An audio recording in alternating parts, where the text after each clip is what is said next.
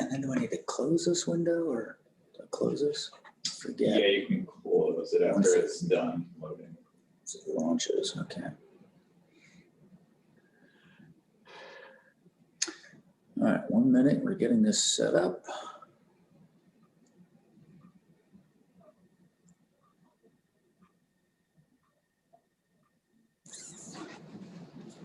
Okay, I think you can close it now.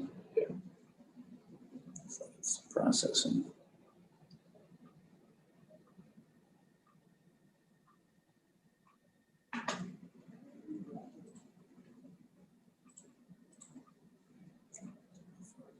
Looks good. All right, let me go ahead and Yeah, you can close it. close that. Okay. And back to Zoom meeting. All right.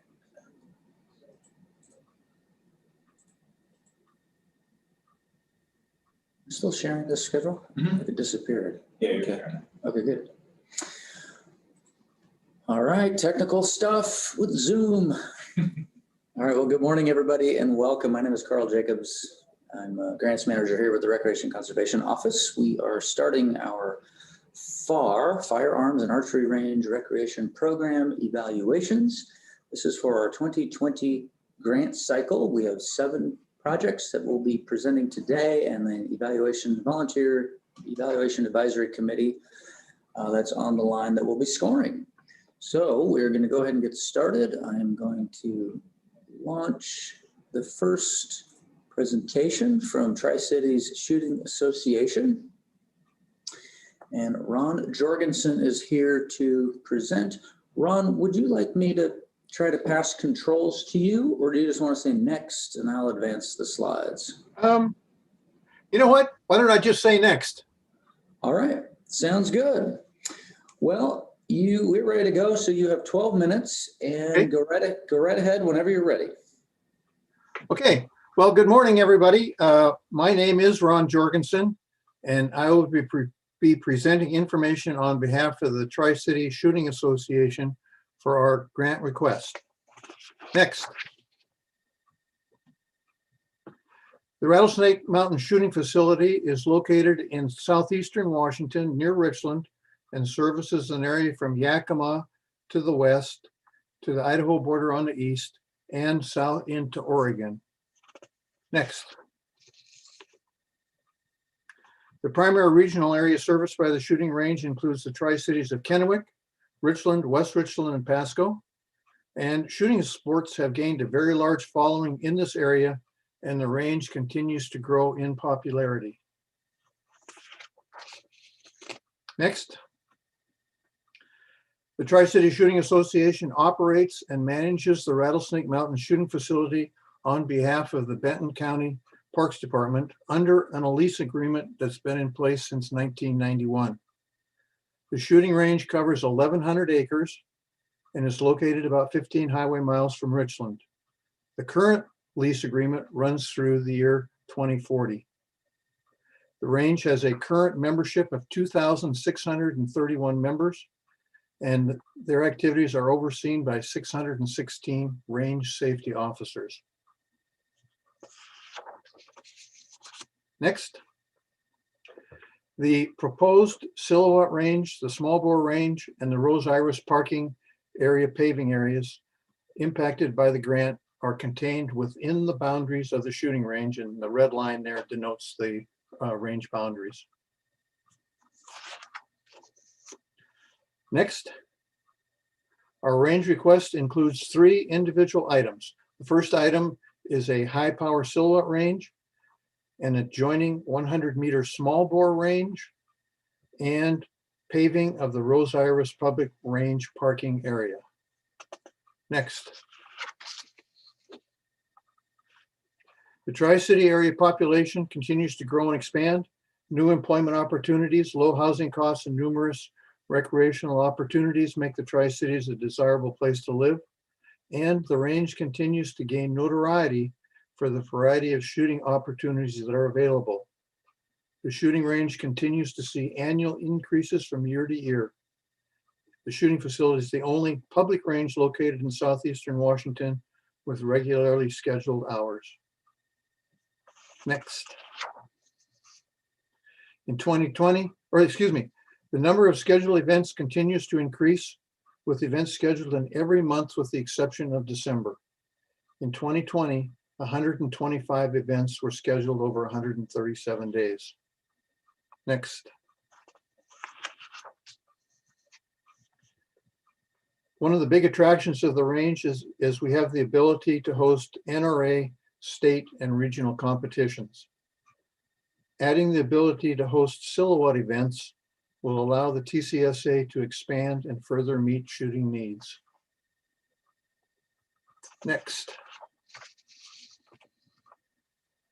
Steel shooting matches have become extremely popular in this area, and the Tri-City Shooting Association has received numerous requests to expand opportunities to include a rifle silhouette range. Next.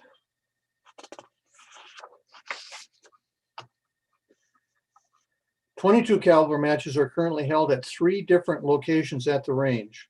So they're competing with a lot of other activities. And demand for .22 matches may soon exceed the capabilities of the existing facilities. For 2021, 48 small bore matches are scheduled for adults as well as youth shooters. Next.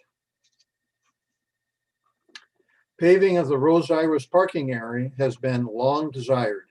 Several benefits to paving of the parking area will be realized, such as less maintenance, easier parking, and as well as reduced dust.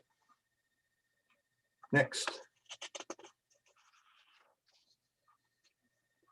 Rose Iris paving project provides for the paving of the entire existing Rose Iris gravel area, including in front of the main covered area, as well as the parking areas for the 2 plinking ranges.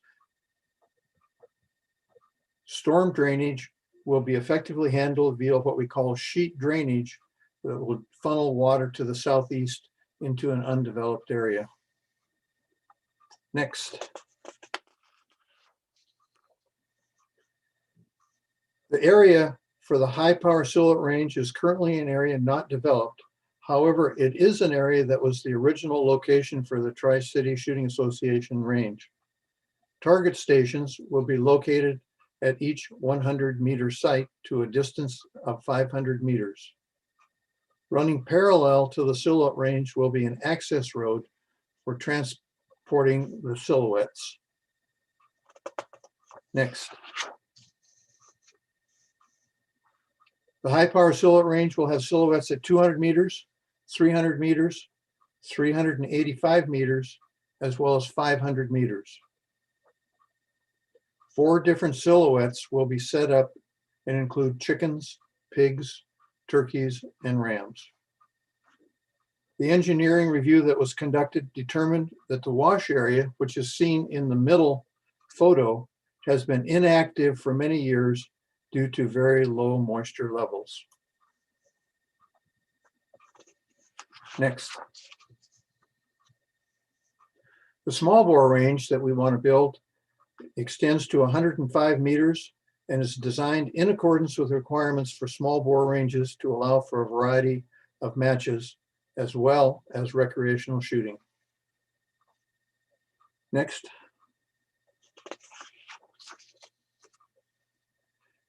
An archaeological review was conducted in 2009, and that study determined that there are no cultural concerns in the area designated for the new ranges. The project engineering review did determine the need to obtain a state environmental, or to file a State Environmental Policy Act application, SEPA, as well as to obtain a clear and grade permit for the work to be done to move the gravel necessary to build the ranges. Next.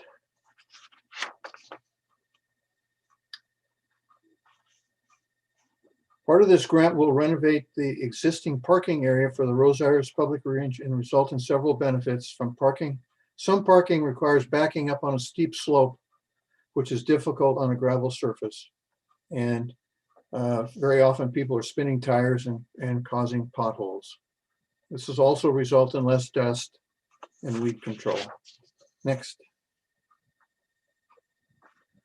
Both the Silhouette range and the small bore range will be developed in accordance with existing NRA documents.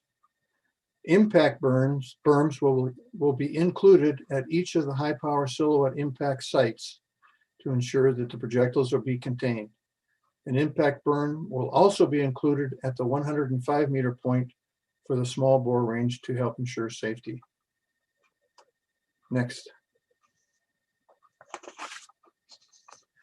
The projected budget reflects costs for development of both ranges, necessary equipment to support the matches, and storage costs, and the Rose Iris paving and permit costs.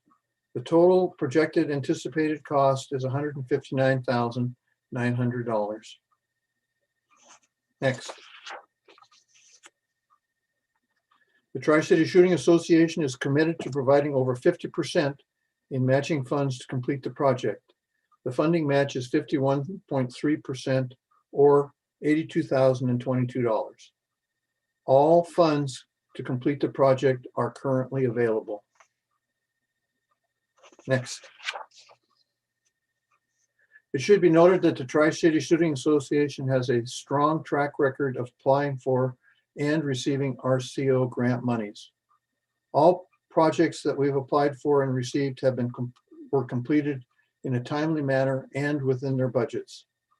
The most recent project was the High Power Road paving project, which was just completed in 2020.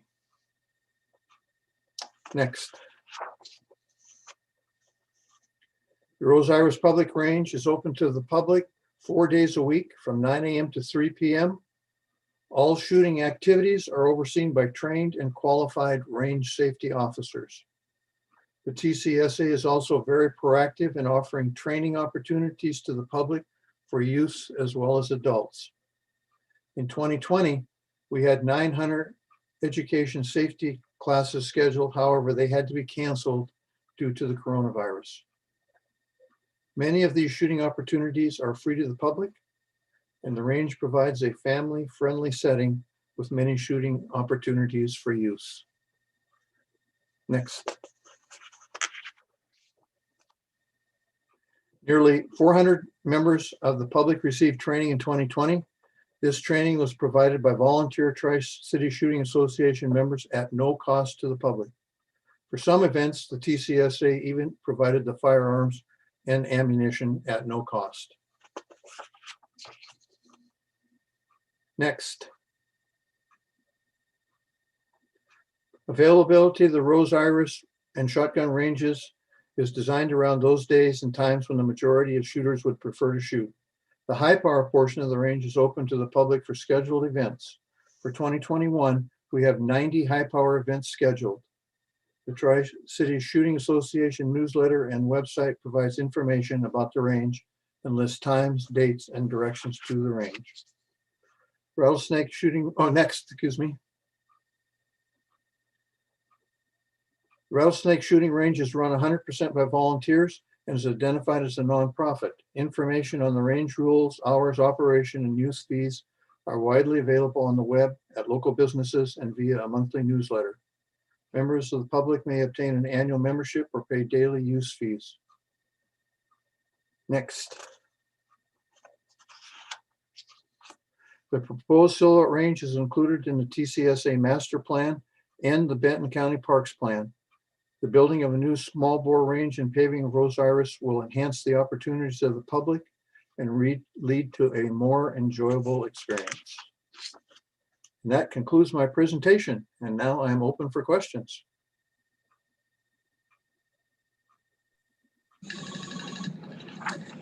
Great, thank you very much, Ron.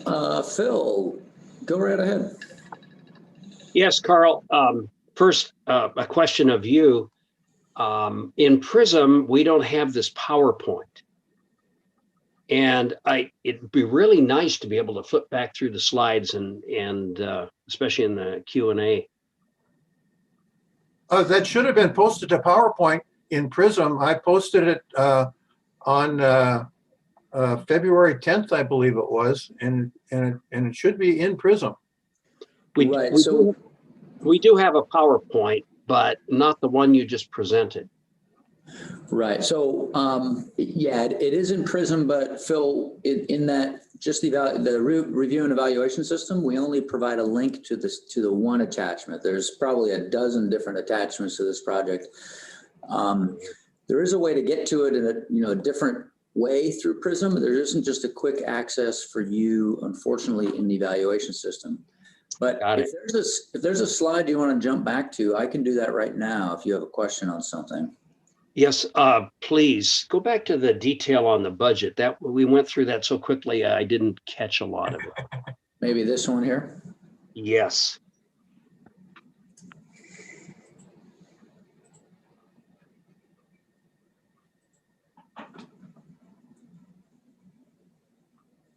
All right, that's exactly what I was looking for. Thank you.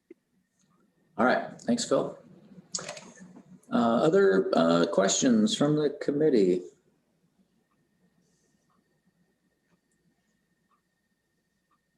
I have a question. Yeah, go ahead, Bill. Ron, thanks for your presentation. Mm-hmm. The high-powered silhouette range, did I see in there that it was only going to be used for the competitions, or is it open to the public throughout the normal hours?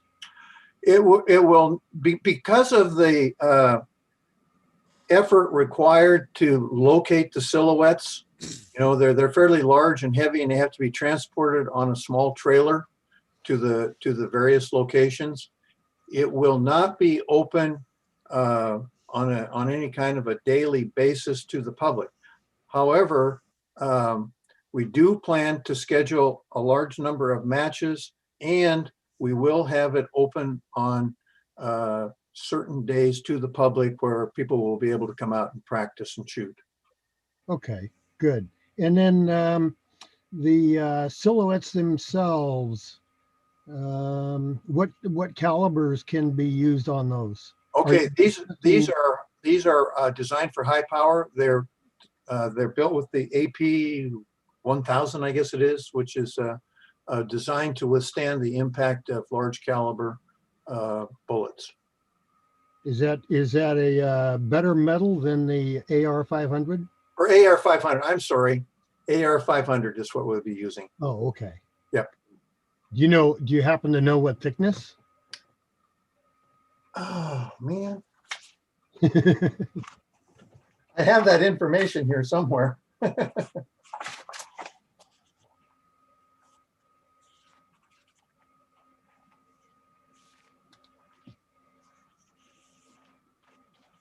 If you have another question in the meantime, while I'm looking for that.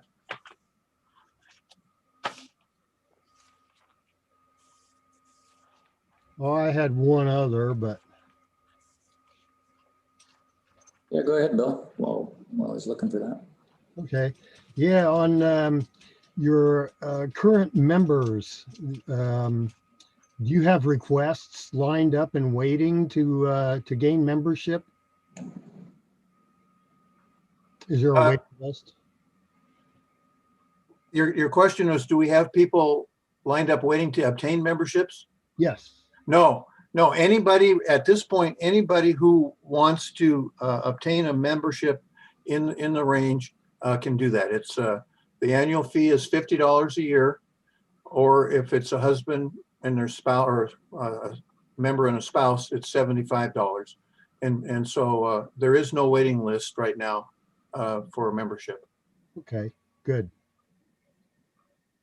Yeah, and we are growing. It's amazing how many new members we have requests for membership we've had just since this COVID thing. I guess people want to get out and do more things, and so we're getting a lot of new memberships. Good. Well, thank you, Ron. Mm-hmm. Thanks. Ty, did you have something? No, I'm good. Okay. Sorry. I just saw you were not muted, so maybe you had a question. Anything else from the committee for Tri-Cities?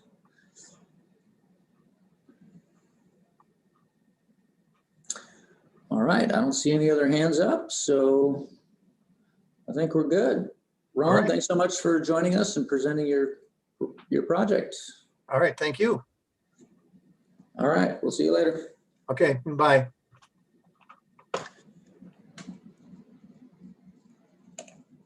All right, committee, you can take just a minute to finish scoring as needed. I'm going to open Fish and Wildlife, the next project here. And be sure to move in the evaluation module to the next project, so you're ready to go. And Ron Fox is here from Fish and Wildlife. Ron, do you want me to pass controls to you, or you can just say next and I'll advance? Either way is fine. I'll let you keep control. Okay, yeah, that's usually a little better, just because you never know what happens with sometimes. Yeah. So, okay, well, I'm going to turn off my video and mute myself. And whenever you're ready, go right ahead. You got 12 minutes. Okay. Well, good morning, everyone. My name is Ron Fox, and I'm the manager of the Chelan Wildlife Area. And I think, I'm not positive, but John Hansen may also be joining us, and he is our construction project manager. Oh, and we're here to describe the second phase of the development of a rifle and pistol range in Swakane Canyon. Completion of this range will provide a safe and organized shooting area and solve the current problems associated with user-created shooting areas and dispersed shooting in Swakane Canyon. Next. Great. And just so you know, John is on the call. So at the end of the presentation, Okay. if there's questions that he can help out with, and he's available. Swakane Canyon is located on the eastern edge of Chelan County, north of Wenatchee. Next.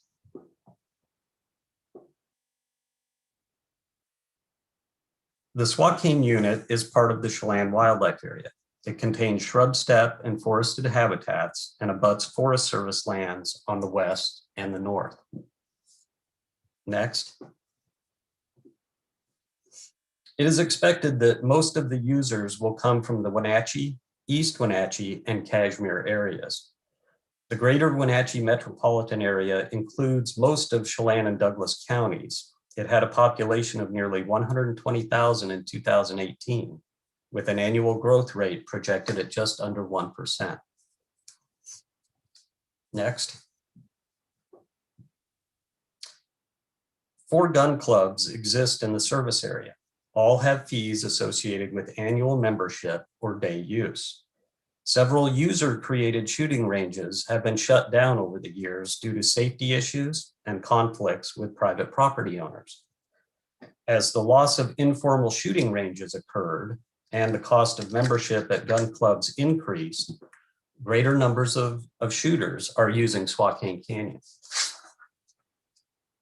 Next. As the popularity of shooting in Swakane Canyon increased, nearly every side canyon and roadside pullout is used along with the primary shooting area in the easternmost canyon. And that one's marked by the big red arrow. Especially during early spring, it can get really crowded with shooters in the canyon. Next. The results of all the dispersed shooting in the canyon are painfully predictable. Trees are used to post targets with rocky hillsides as a backstop. Targets are painted on rocks. Shooting occurs along roads with a wetland as a backstop. And the usual collection of garbage and shooting debris is present at every shooting site. Next. Our proposal is to confine target shooting to one site in Swakane Canyon by renovating a user-created range into a range built to NRA standards that will provide the infrastructure for an orderly and safe place to shoot. Next.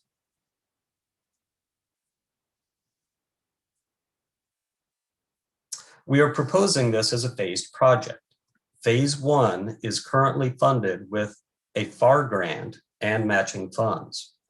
Phase 1 will be completed this summer and include parking and paths that meet ADA standards, defined 100-yard and 200-yard rifle ranges, and a concrete pad to establish the firing line. Phase 2 is the subject of this grant proposal. It will add a 25-yard pistol range, completely separate from the rifle ranges.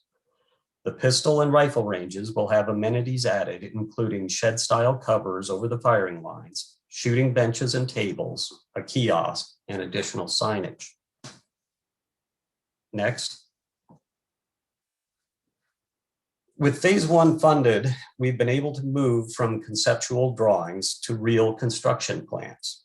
Construction plans for both phases are nearly complete and based on NRA range standards. Next. The 25-yard pistol range will have berms and a backstop constructed to make it completely separate from the rifle ranges. A concrete pad will establish the firing line. Next. Phase 2 will also see the completion of shed-style covers for the rifle and pistol ranges with shooting benches and tables, a kiosk, and signage. On all of these structures, steel will be the material of choice, and that for both the sheds and the benches. Next.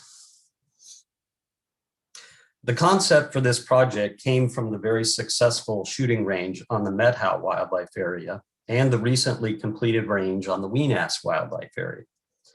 The Methow range has been very popular and has had little or no vandalism or use of illegal targets. Volunteers and users provide much of the day-to-day maintenance, and wildlife area staff will take care of bigger maintenance items. Next.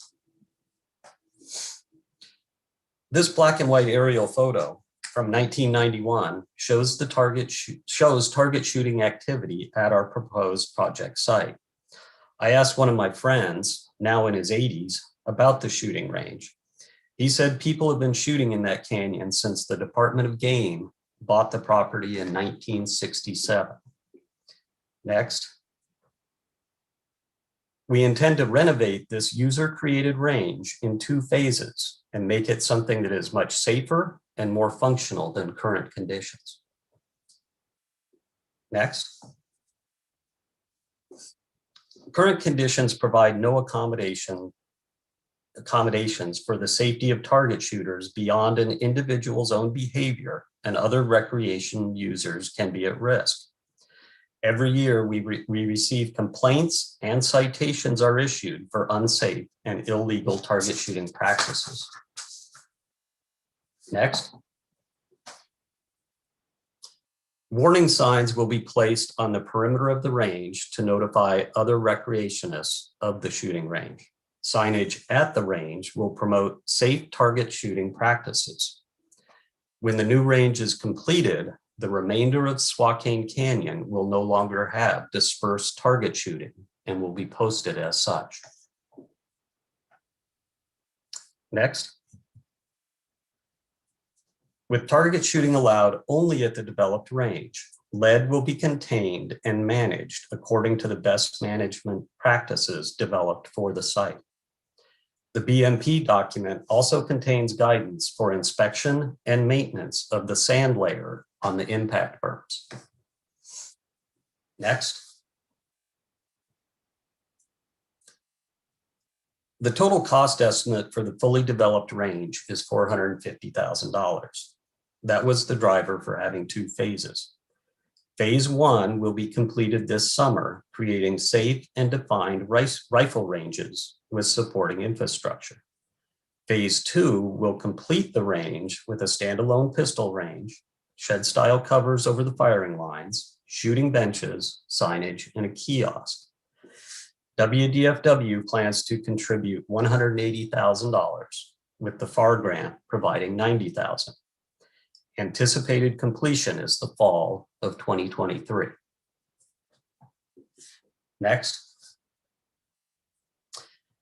This range would be available to all mandated uses. A Discover Pass or Vehicle Access Pass would be all that is needed to use the range. For group events with 30 or more people, a land use permit may also be needed. There would be no fee for that permit if it is a non-commercial event. And policies and procedures for reserving all WDFW ranges are currently in development. Next. Since this range will be on a state-owned wildlife area, the public would have unlimited access if they have a Discover Pass or Vehicle Access Pass. Closure of the facility would only occur during periods of extreme fire danger. Next. The concept for this project has worked on the Methow Wildlife Area, and it can work on the Chelan Wildlife Area too. The current management plan for the Chelan Wildlife Area has an objective to address conflicts between target shooting and other recreation in Swakane Canyon. We will be nearly halfway there with the completion of phase 1 this summer. Phase 2 will wrap this up and fulfill the objective to make Swakane Canyon a better place for target shooters, hunters, bird and butterfly watchers, hikers, and other recreation activities. And lastly, the Wenatchee Sportsmen's Association, the Backcountry Hunters and Anglers, Chelan County Commissioners, and an avid upland bird hunter have all seen the value of this project and provided letters of support. Next. And I'd like to say thank you, and I'd be happy to answer any questions. Great, thank you very much, Ron. Questions from the Committee for Fish and Wildlife?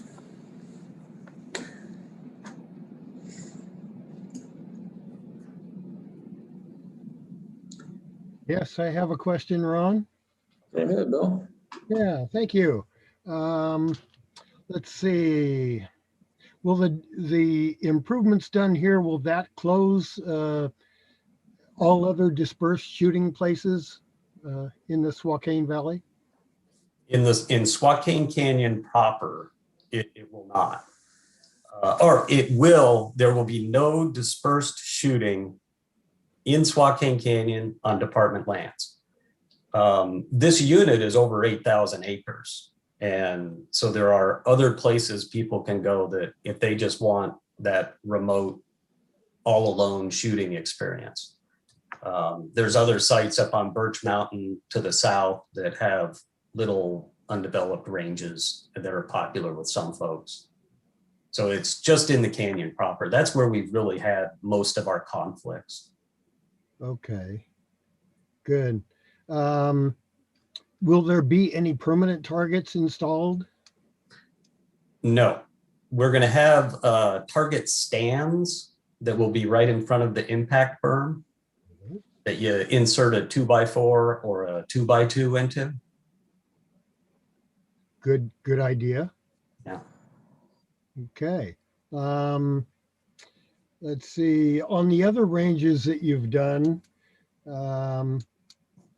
the Methow and Venus, are you seeing a trash left behind problem or any vandalism or anything? You mentioned that briefly, but I didn't hear about how the trash accumulation is.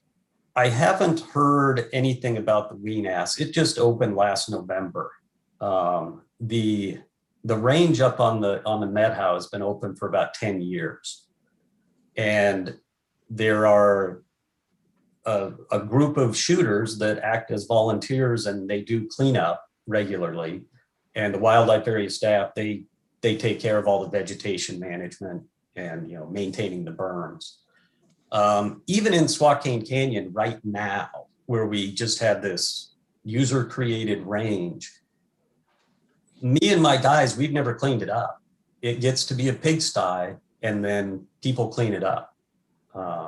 And there's just a group of people that have taken it upon themselves to keep it clean, relatively clean.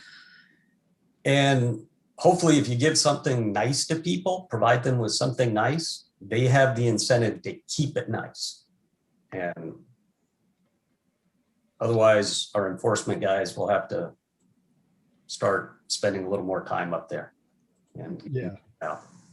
True. I've experienced that also on other places where we've done improvements in Oregon State Forest. And an awful lot of people get behind it and they take care of it and they watch over it. They report on it, communicate about it. And that's good. There is Yeah. that element though that just doesn't care and they go crazy and do whatever they want, shoot whatever they want. And you always have that, but at least you have a bunch of good stewards out there that are watching and want to take care of it. Mhm. That's our goal. This is a good project. Thank you, Ron. Thanks, Bill. Thanks. Phil, you have something. Yes, I'm looking at the budget detail, and I'm curious about the $44,000 for architecture and engineering. Is that is that done in-house?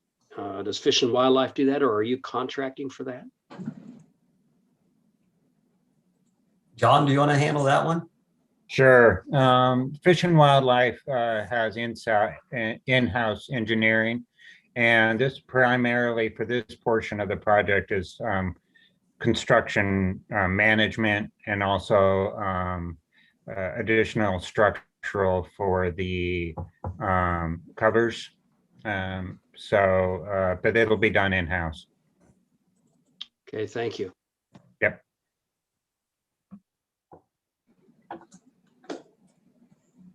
Thanks. Other questions for Fish and Wildlife?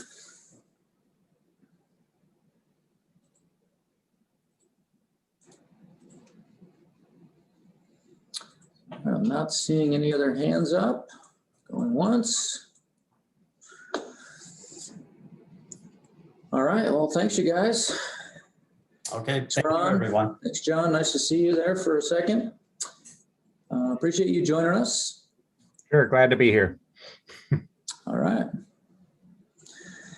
All right. Well, we'll see you later. Okay, And- thanks again. Yeah, no problem.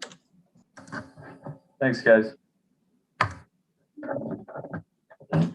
All right, committee, that brings us to our lunch break, and we're going to reconvene at 12:55 with an archery project.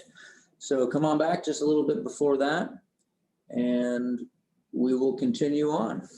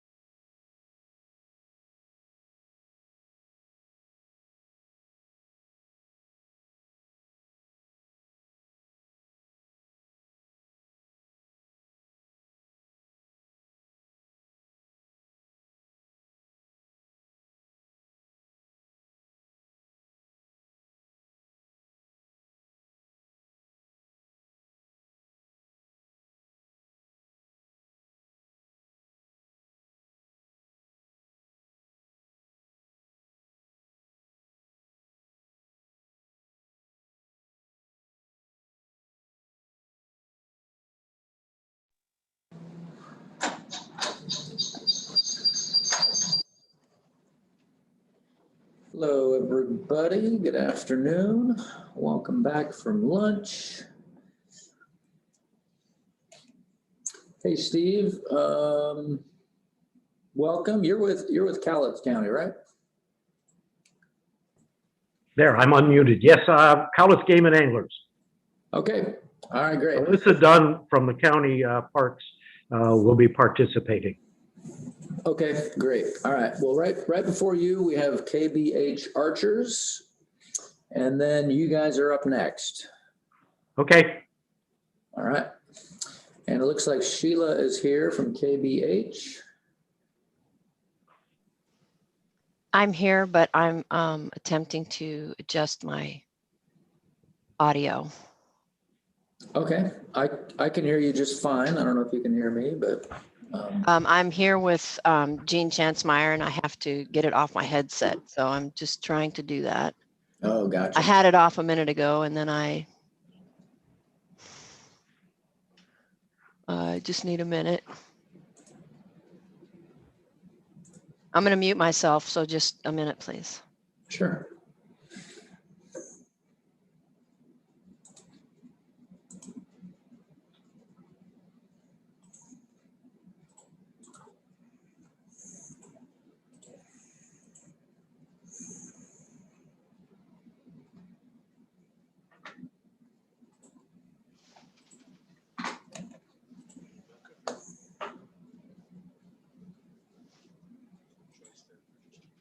Yeah.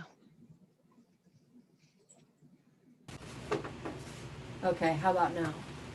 Can you hear me now? I can.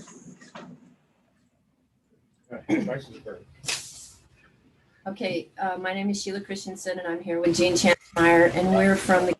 Hold on 1 second. Hold on 1 second.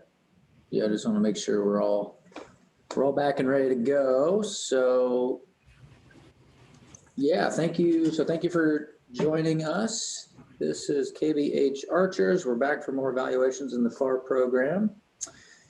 And all right, so Sheila, you can go right ahead when you're ready. You have 12 minutes. My name is Sheila Christensen, and I'm the president of the KBH Archers, and I'm here with Jean Chancmeyer, who put together this grant. And our grant application is for a storage building replacement. Can you remind me how to change the page? Oh, you do it. As you can see, we are a family-oriented club, and we were established in 1963. We moved our club to the 34-acre location in Belfair, the 3680 Old Belfair Highway, in 1991. We are open to the public. We have the indoor range in the with the clubhouse, the outdoor range, and the practice range.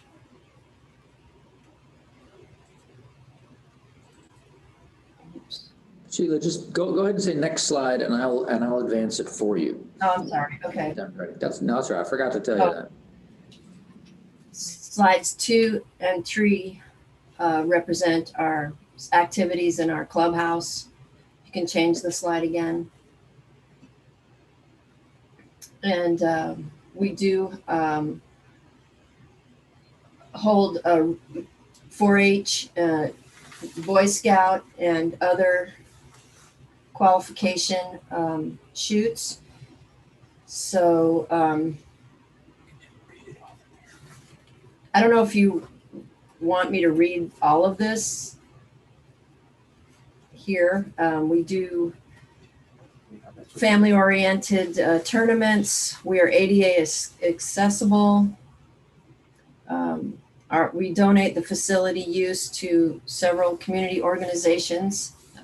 Like I said, the Boy Scouts, the 4-H clubs. We have bow hunter education classes, and several other activities as well. You can change the slide. Our field course is 25 acres of forested land. You can see in the diagram. You can change the slide.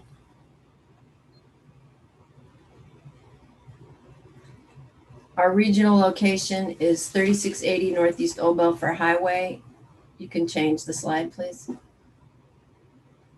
As you can see, we are 4 miles north of Belfair, 11 and a half miles south of Bremerton, and 50 miles north of Olympia. You could change this, yeah, that one represents that actually better.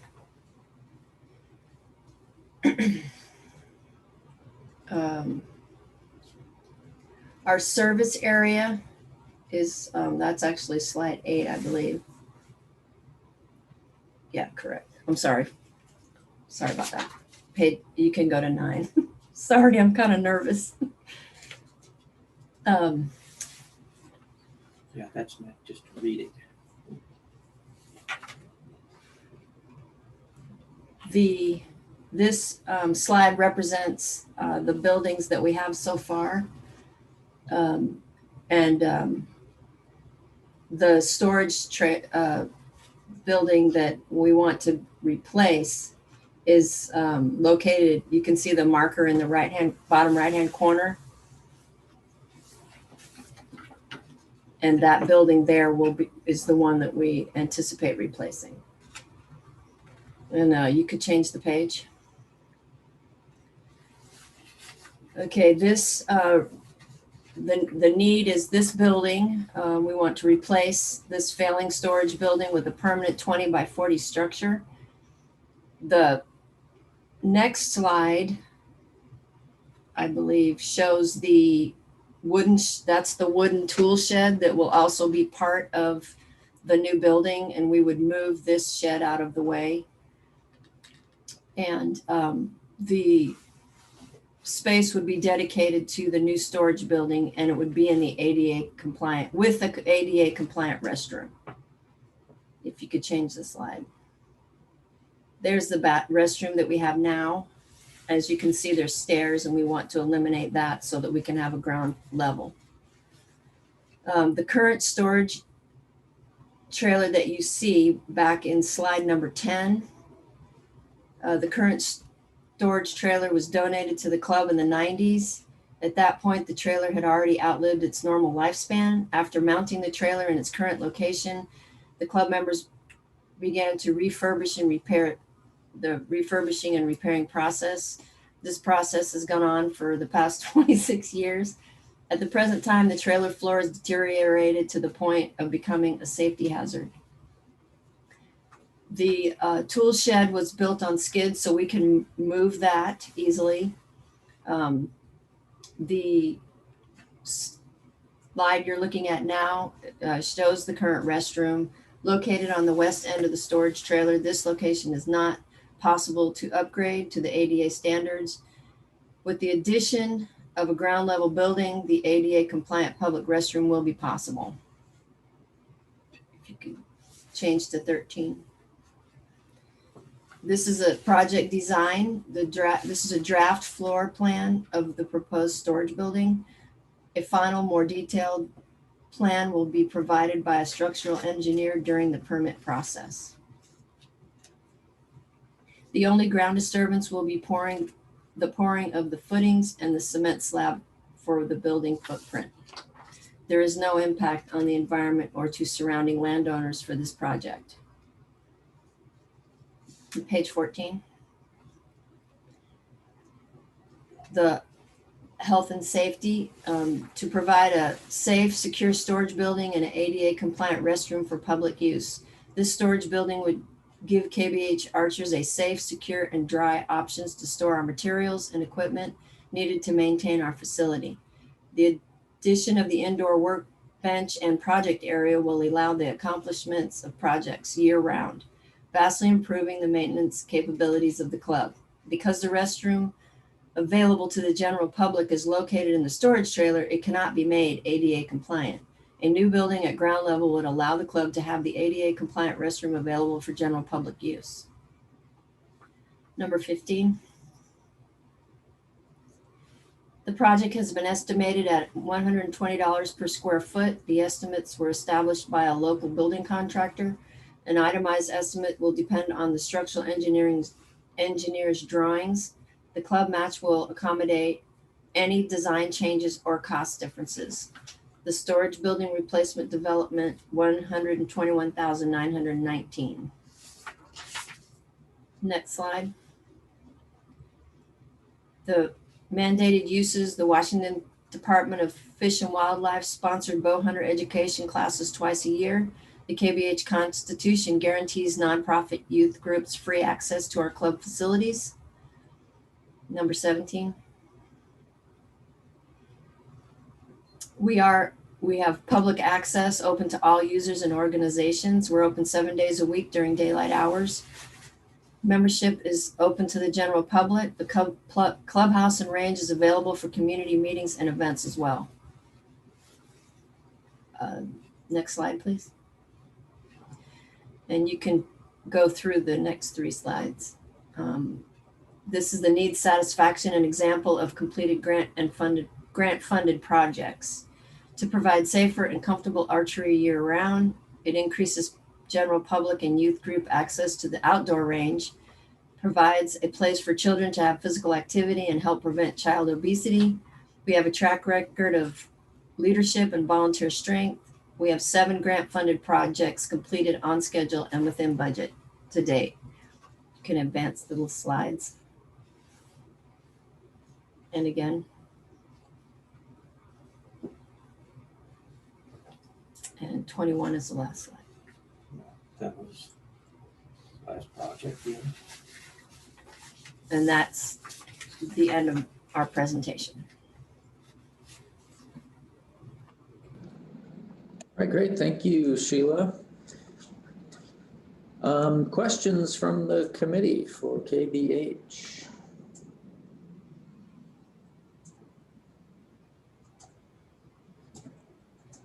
Hey, Carl. Yeah, go ahead, David, and then Brian. Yeah, thanks for the presentation. That's awesome. Like it's a good project. Thank The one you. question I have is, I think the narrative in Prism shows that the restroom would have a shower and would be 8 by 12. And the drawing in that PowerPoint is just a little bit different than that. There's no shower and it's a little bit smaller. I'm just curious if you could tell us, what that change was and why. Oh, the shower has been going back and forth. I would like to build it with a shower, and if we do, we would for the campground people. But I think when we originally drew that schematic, we right, we do it, and then along the way, the shower came out. I guess we never reflected that on the prism. drawing. Yes, that's true. But the But shower could we're return. hoping for a shower because we do have a campground. I see. Thank you. You're welcome. Thanks, Brian. Go ahead. Yep, just wanted to ask, because I believe this may have come up in the review as well. And I understand that there's a very large amount of donated time and resources here, and I'm not trying to knock that in any way, but I just noticed that there's really no description or breakdown of number of hours or, type of trades being donated. And anytime I see that large of a number as a donated time, just the question arises of how you achieve that number. But do you have anything that dictates how many hours you think that'll be in donated time?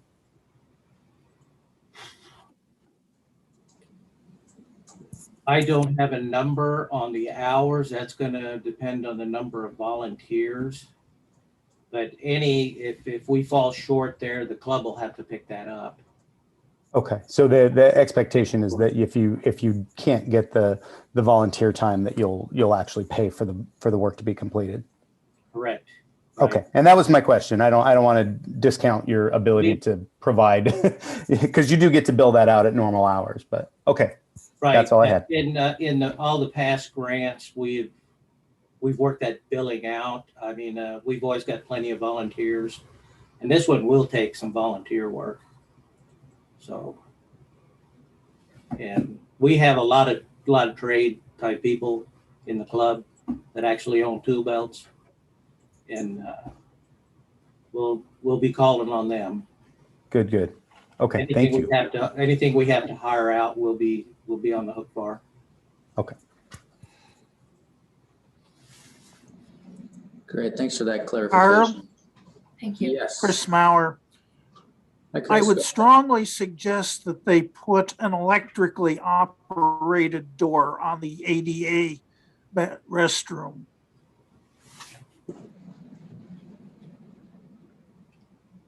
An electric operated door. Right, it's like our inside restroom. We went down the list, everything that was required. An electrical operated door would be good. You're talking about the old push button on the wall. Did you hear that? Is that what you're planning to do for this restroom? Is a push button operated door or not? We could.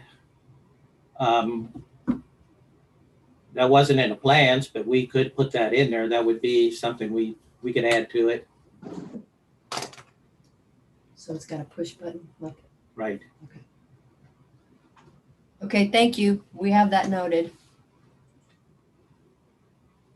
All right, yeah, that's something to consider. It's a nice amount. I'm not sure if it's technically required by ADA, so long as there's a certain amount of pounds per, however it is, measurement if it's a lever door. But the electric operated is certainly nicer if that's something you can do.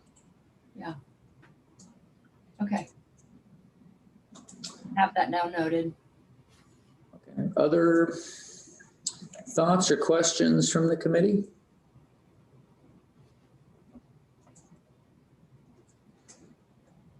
All right, I don't see anything else. Well, thanks you guys. Looks like this will be a good amenity, a good improvement for your club out there. So Thank you very much. all right, thanks for joining us. Thank you for having us. Yep.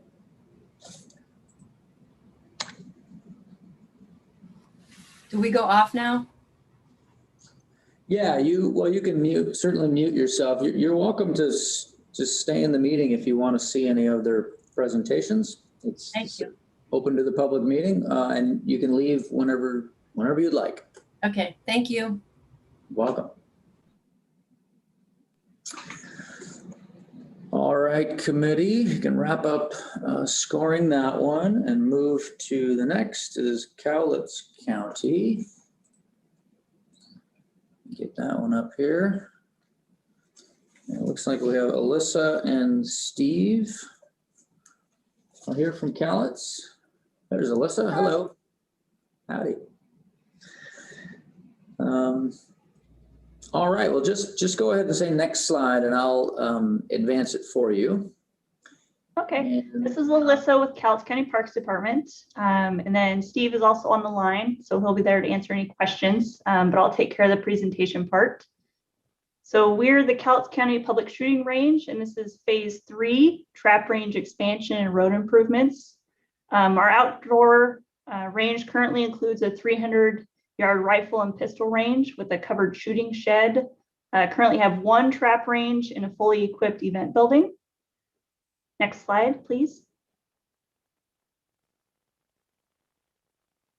We're located about halfway between Olympia and Portland. So about 50 miles south, 50 miles north. Next slide. So our range is located on an 80-acre park along Toutle River, and it's really close to I-5. It's only a couple mile drive. Next slide. So we are the only range, only public shooting range in a 50-mile radius, as you can see with this map, kind of outlined where everybody else is. Next slide.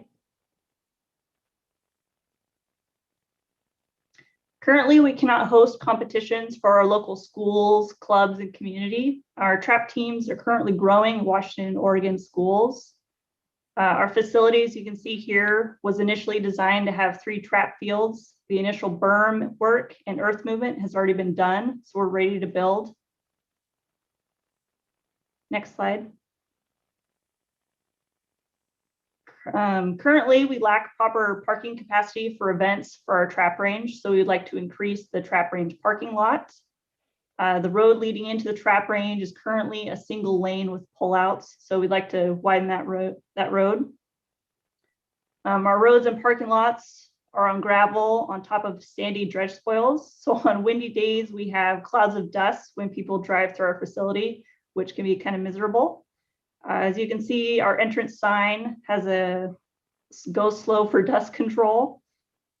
Currently, we're constantly repairing and leveling our gravel roads. Local ATVs do burnouts on our entrance road, and we need a more stable overlay. Next slide. As you can see in the map, the white lines are the roads that we're talking about, and then the white squares are our parking lots. So there's a lot of road to cover. Next slide, please. So this is the cost breakdown this would be for chip sealing the roads and parking lots, including widening roads and the trap parking lot. Chip sealing is the most cost-effective method that we could find to improve our roads with lower maintenance costs in the future. I received a quote for paving and it was $189,000. That didn't even include any of the rock work to widen anything. So as you can see, this is a lot cheaper. Next slide, please. So this is our project design. Currently, we have our 1 trap facility that's in the middle there. We'd like to add 2 additional ones, so 1 to each side. So like I said before, the groundwork's already been done, except for the electrical lines still need to be laid. We'll be building 2 additional trap houses. Next slide. So this is our trap house design. This is the design that we use for our current house that we have, and it works for us, so we're going to stick with it and also cut down on costs. Next slide. Our facility is already in place and we have an existing customer base. We want to build on that and bring in large groups and teams and host events. That's good for tourism and it's good for our community. Next. Trap houses will have stairs and handrails to accommodate WSHA standards. Our trap pads will have ADA accessible trails and pads to accommodate any shooter. Currently, our road leading back to our trap range is a single lane with pullouts. We plan to widen it to accommodate the increase in traffic and improve safety. Our trap parking lot will be expanded to allow for buses, trucks, and trailers. That way, anybody can go back there. Next slide, please. So this is our budget development. Our total cost estimate was $235,000, and we're asking for a 50% match. So we're asking for $117,000. Our trap house and pad construction is $105,000. The 2 trap machines is $25,000. Electrical work is also $25,000. Our parking lot, I broke it down. Parking lot development was $32,000. Just the roads was $16,000. The A&E cost is $19,000. And then we did add $8,000 for a cultural resources survey. And then our permits are about $2,800. Next slide, please. The range is open to all members of the general public. We've provided shooters with a safe place to shoot rifles, pistols, shotguns, and archery since it opened on May 1st, 2013. We currently host events in our event center, such as free pistol classes, basic firearm safety, women's only classes, and provide space for high school FFA teams and 4-H clubs to practice. We can't currently do any events, so it's just practice. Next slide, please. So the only day that we're closed currently is Mondays, just for maintenance. So we do offer annual passes to cut down on costs for frequent visitors. So anybody can join. Next slide, please. The current single trap facility limits us to 5 shooters at a time, limiting the progress of any type of event or group shooting. Adding 2 more traps will triple that capacity and allow for more group events, including larger youth teams, shooting practice, in competition and other organized events that are very popular right now.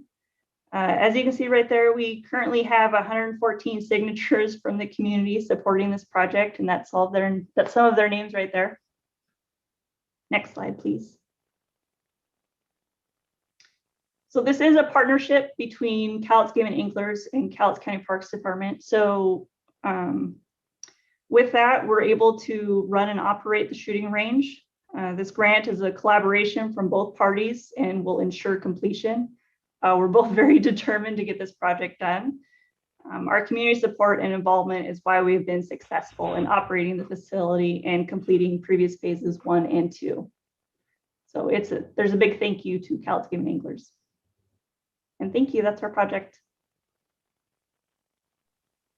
Great, thank you, Sheila. Any questions from the committee?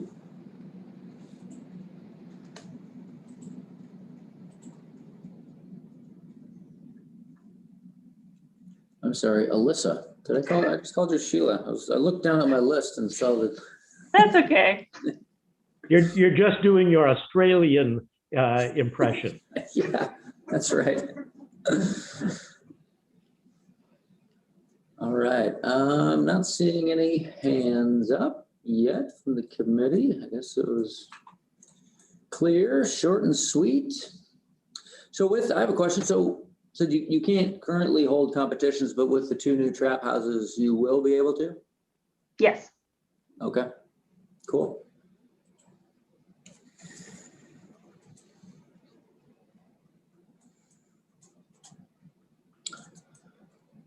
All right, I'm not seeing anything from the committee. This is Steve Nelson. Let me follow up on the competition part. Is that we've had high school affiliated FFA and 4-H teams out practicing. And the thing is, in order for them to compete with other similar teams, they have to travel long distances. So by having this in the area, we can encourage these competitions between the team clubs for doing it. And that has a great growth potential in the Northwest area right now over the last few years. It's hugely popular. Okay, great. Phil, it looks like you got something. Yeah, I just want to say that was a very good presentation, and perhaps the reason you're not hearing much feedback from your reviewers is that I think you answered all the questions for me. Well, thank you. Thanks, Phil. Any other comments or questions? All right, looks like we're good to go. Well, thanks for joining us, you guys. Appreciate it. All right, Thank you. All right, bye-bye.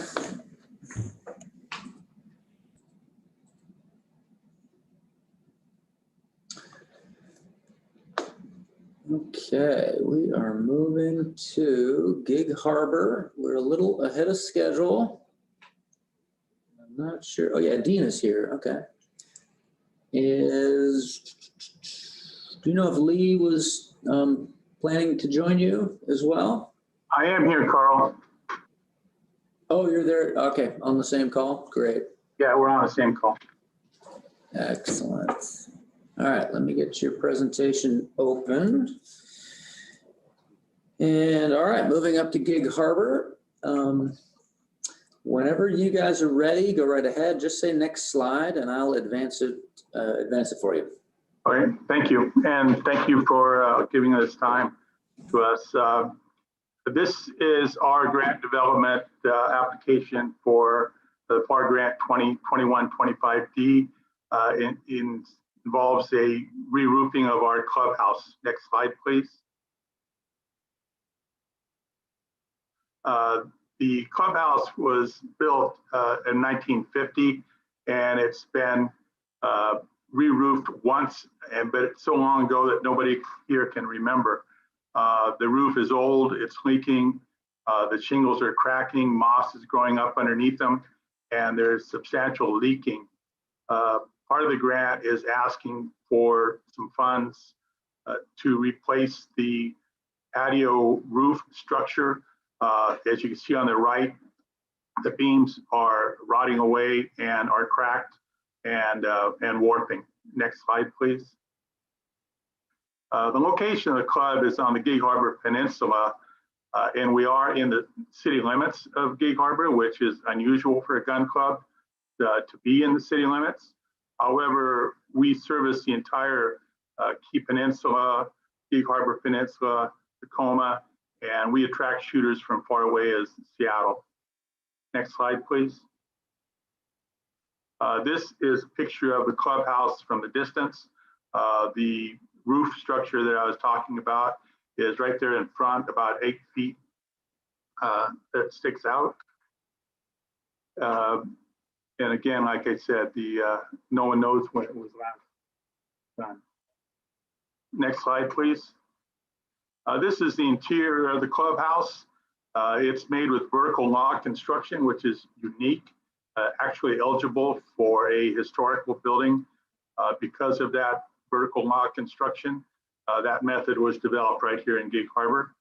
The clubhouse is the hub of the club.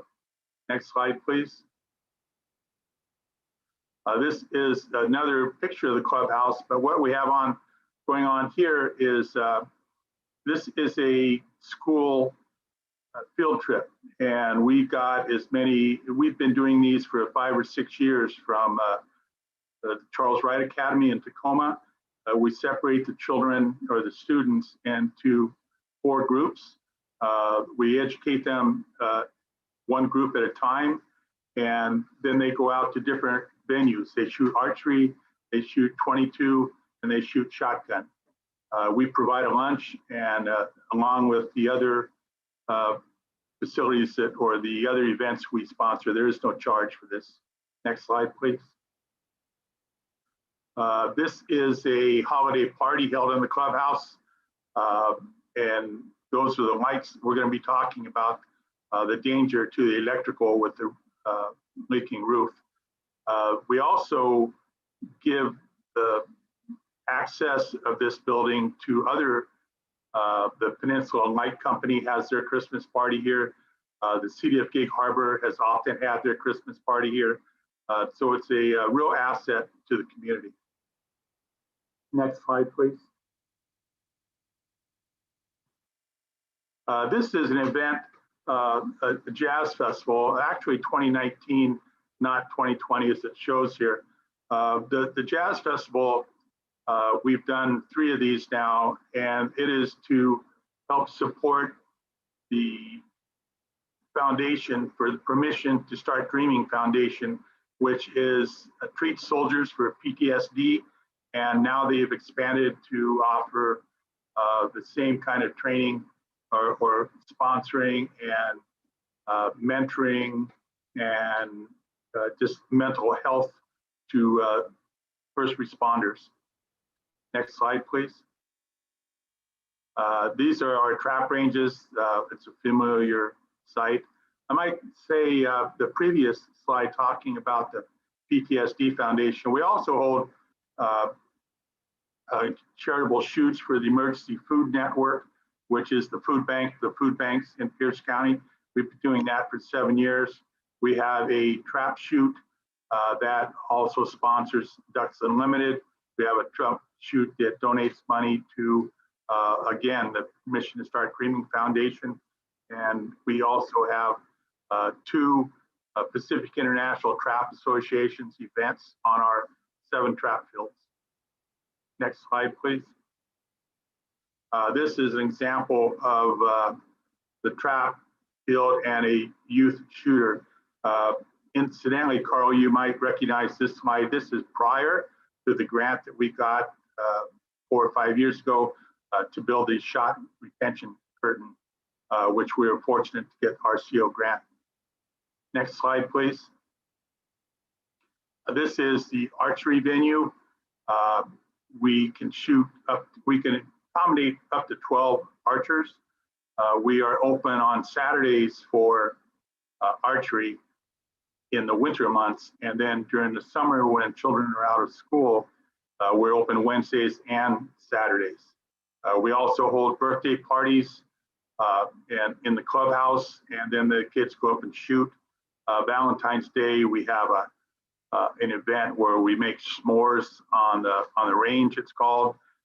So again, this is all gratis to the community. Next slide, please. This is a picture of some youth shooters at the archery range. These are the very first bows we got, but we've since upgraded to a much more professional bow. And we have several of those, all the necessary equipment. At all our venues, both trap, rifle, pistol, archery, 5-stand, we operate under a city license that requires us to have on duty 2 range officers and a range safety officer. Range safety officer is a level above a range officer in as much as they're trained in first aid as well. And they passed the NRA certified course in safety. Next slide, please. This is a short picture of the 5-stand shooting. Next slide, please. This is indoor shooting. In our rifle pistol, we have 6 lanes of rifle, 6 lanes of pistol, and 3 lanes of the rifle is convertible to pistol for things like the well-armed woman who has more shooters than we normally allow, and they shoot privately. This is an example of the shooting lanes. Since this picture has been taken, they have COVID protocols in place with plexiglass separating the booths. However, we've been closed for at least 9 months and are just opening rifle pistol March 6th. And last week we reopened shotgun due to COVID. Next slide, please. This is downrange on the pistol side. These are retrievable targets in a system that we engineered and built and installed ourselves. And we have these retrievable targets on all 6 pistol and 3 convertible lanes. Next slide, please. This is the rifle side of the range, the rifle range. You can't see it. If you look at that very first divider and to the right, the white vertical divider, you can see like a drawer handle. That actually pulls out, and it's a screen there that prevents the semi-automatic firearms from ejecting shells into the next lane. Next slide, please. This is downrange on the rifle side. You shoot your undercover under a heated, extremely well ventilated area, but you shoot into the open. Since this slide was built, we also have installed a $50,000 bullet trap at the 100-yard mark. Next slide, please. This again is the general area where the club is. We're the only rifle, pistol, shotgun, archery range in that entire area. There are other ranges, but none of them have all those particular venues. Next slide, please. This is the aerial view of the clubhouse. The clubhouse is that building center up in the view. That is the correct. And to the right are trap fields. That dark black line is the shot curtain that is casting a shadow. To the left of it, about center left, is a brand new road that the city built, Harbor Hill Road. It goes down to a roundabout, and then the city built us a new driveway with a roundabout at the top of it. So our relationship with the city is extremely good. I happen to be a city councilman, so that relationship, I'm sure, is going to continue. Next slide, please. This is a close-up of the roof. You can see the area to the left is an addition that was probably put on in the 60s, and where those 2 roof lines meet, we have severe leakage there. So the new roof will cover the white, the kind of purple, and then that dark shaded area to the top. Next slide, please. This project actually, there's no design work. This is a simple re-roofing. However, the quotes we got from the contractors, we got 3. All of them said that probably the substrate or the sheathing, some, if not all, will have to be replaced. The replacement of the support beams will be replaced in a manner prescribed by quote code. There's nothing really environmentally sensitive about this except for the hauling away of the asphalt old shingles. Contractors quote, all 3 of them include that. There's nothing new is going to be built of this. Like I said, this clubhouse is about 70 years old. We want to replace the roof before there's any more damage done. And it's a great building. We just want to maintain it. Next slide, please. Again, these are a little bit more close-up pictures of what needs to be done. There is no expansion of the facility, only to renovate and build a simple replacement of the roof. Next slide, please. Just additional photos of the poor condition of the roof. Next slide, please. That's a close-up picture of what I talked about as far as the support structure over the porch. Next slide, please. Again, the cracking of the beams and twisting of the vertical beams over 70 years. This was all done, this whole building was built by volunteers at the time. However, it's all up to code now. Next slide, please. These are some pictures of some of the damage that's starting to occur. Actually, it's been occurring for some well. We keep putting Band-Aids on the roof, but you can see the picture on the left is the ceiling where water has been dripping through. The picture in the center is where I told you those 2 different roofs come together, and you can see it's dripping in close to electrical.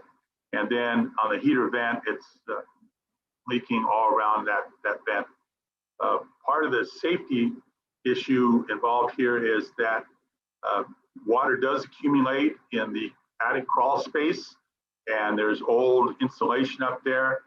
We want to make sure that we will replace that insulation on our own, separate from this request. We want to make sure that it doesn't get any toxic mold. Next slide, please. The budget development, we actually got 3 quotes, and they've all said that these are the things that need to be done. Next slide, please. This is how we developed the budget. However, there was a detailed spreadsheet sent along and uploaded with our application. All those numbers would be too small to view on a slide like this, so this is somewhat of a summary. The quote from the contractor is $28,950. We have $57.90 in there as a percent that the contractor said we should put in case the substrate is bad. Our grant mentor said that we should probably put something in there for cultural resources review. So we put in $2,000 for that. So we have some estimated hours of 480 hours of club volunteer and program management dollars, I'm sorry. And then the materials to replace the beams out in front brings the total to 46,500.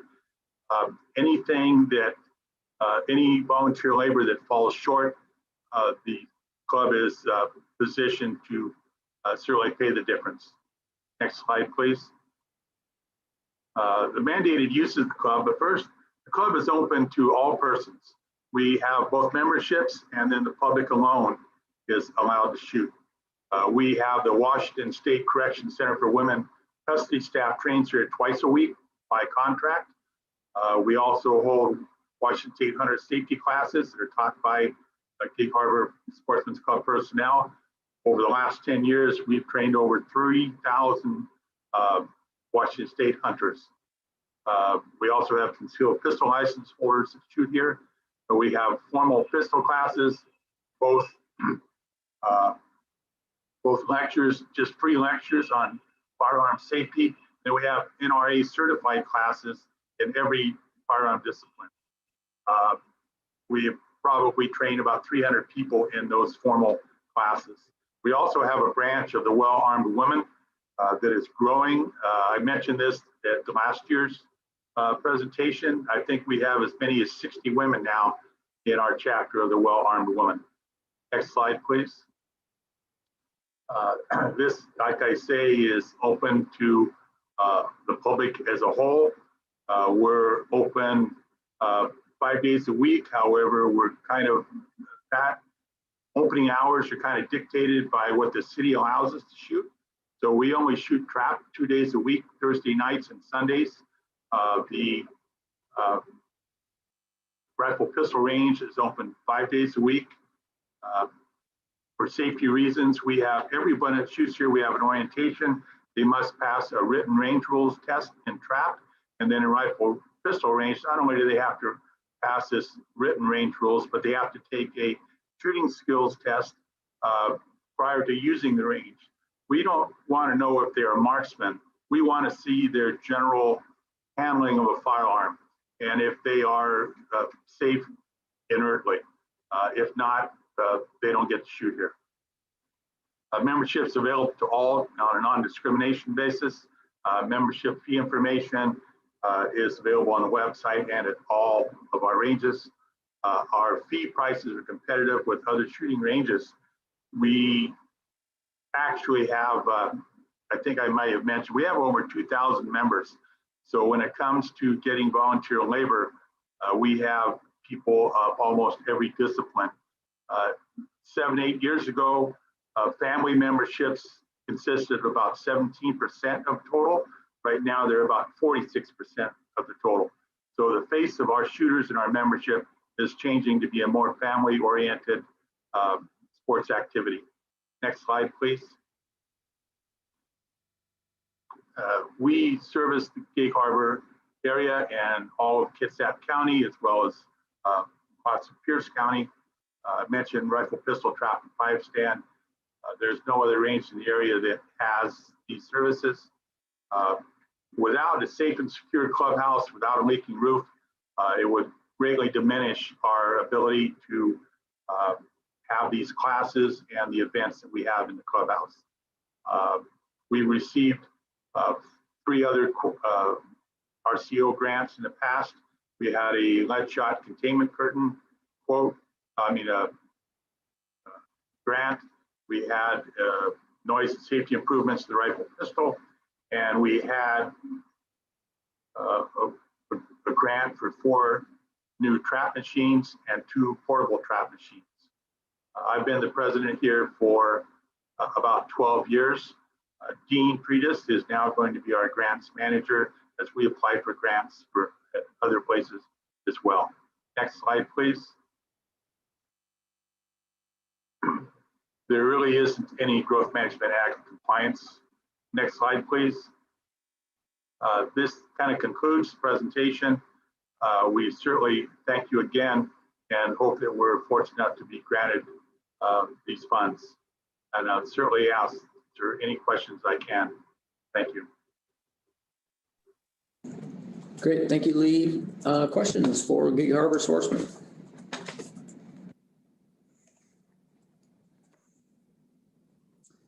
Phil, go ahead. Very nice presentation. Thank you. I'm looking at part of your match as it looks like about $13,000 in donated labor, but I cannot see how that fits into the contractor's estimate for the work. That is separate from the contractor's approval, and our labor is only an estimate on our part. If we decide to do it ourselves, and as I mentioned, if we can't get the volunteers to do it, then we are in a position to pick up the financial burden. So I guess to continue with the question, what will the donated labor be? Are you actually going to be involved in construction? Yes, we have several general contractors as members along with carpenters. So we intend to replace the superstructure under the porch, those 6x8 beams and the verticals. So we'll jack it, and this is prior to the roof being replaced. We jacked up that beam, replace the verticals, keep the jacks in place, and replace the horizontal beams, as well as rain gutters and those kinds of things. Thank you. Thanks, Phil. Other thoughts or questions?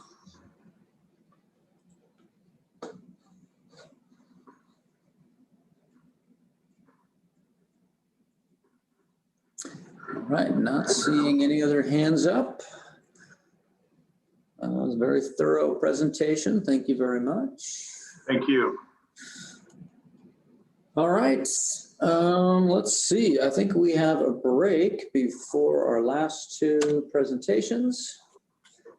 We're a little ahead of schedule, so that's nice. And it looks like Reed is here from Bainbridge.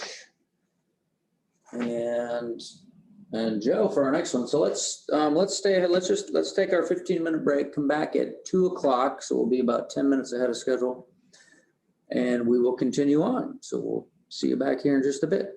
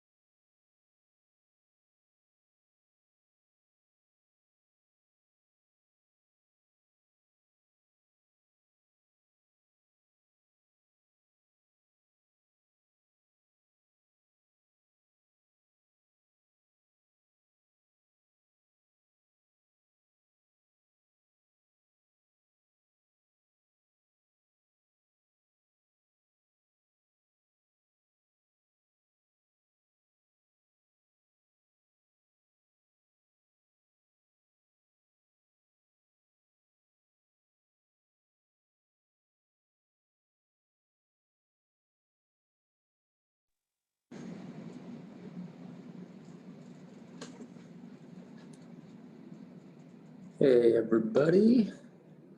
Hello, Reed. Looks like you're here from Bainbridge. Can you hear me okay? I can hear you, but my mic is pretty disastrous. So I think I'm gonna try and go through Mary's phone. Okay, sounds good. Yeah, that was a little hard to hear. It had a little reverb or something. So you're gonna try again. You're using Mary's phone or something? Yep. Can you hear me better now? Little better. There's still a little bit of an echo, but it's a little better. So let me talk just a little bit more and maybe we can make a decision on Mary doing the presentation instead. We're ready to do it. So yeah, it sounds like I'm better.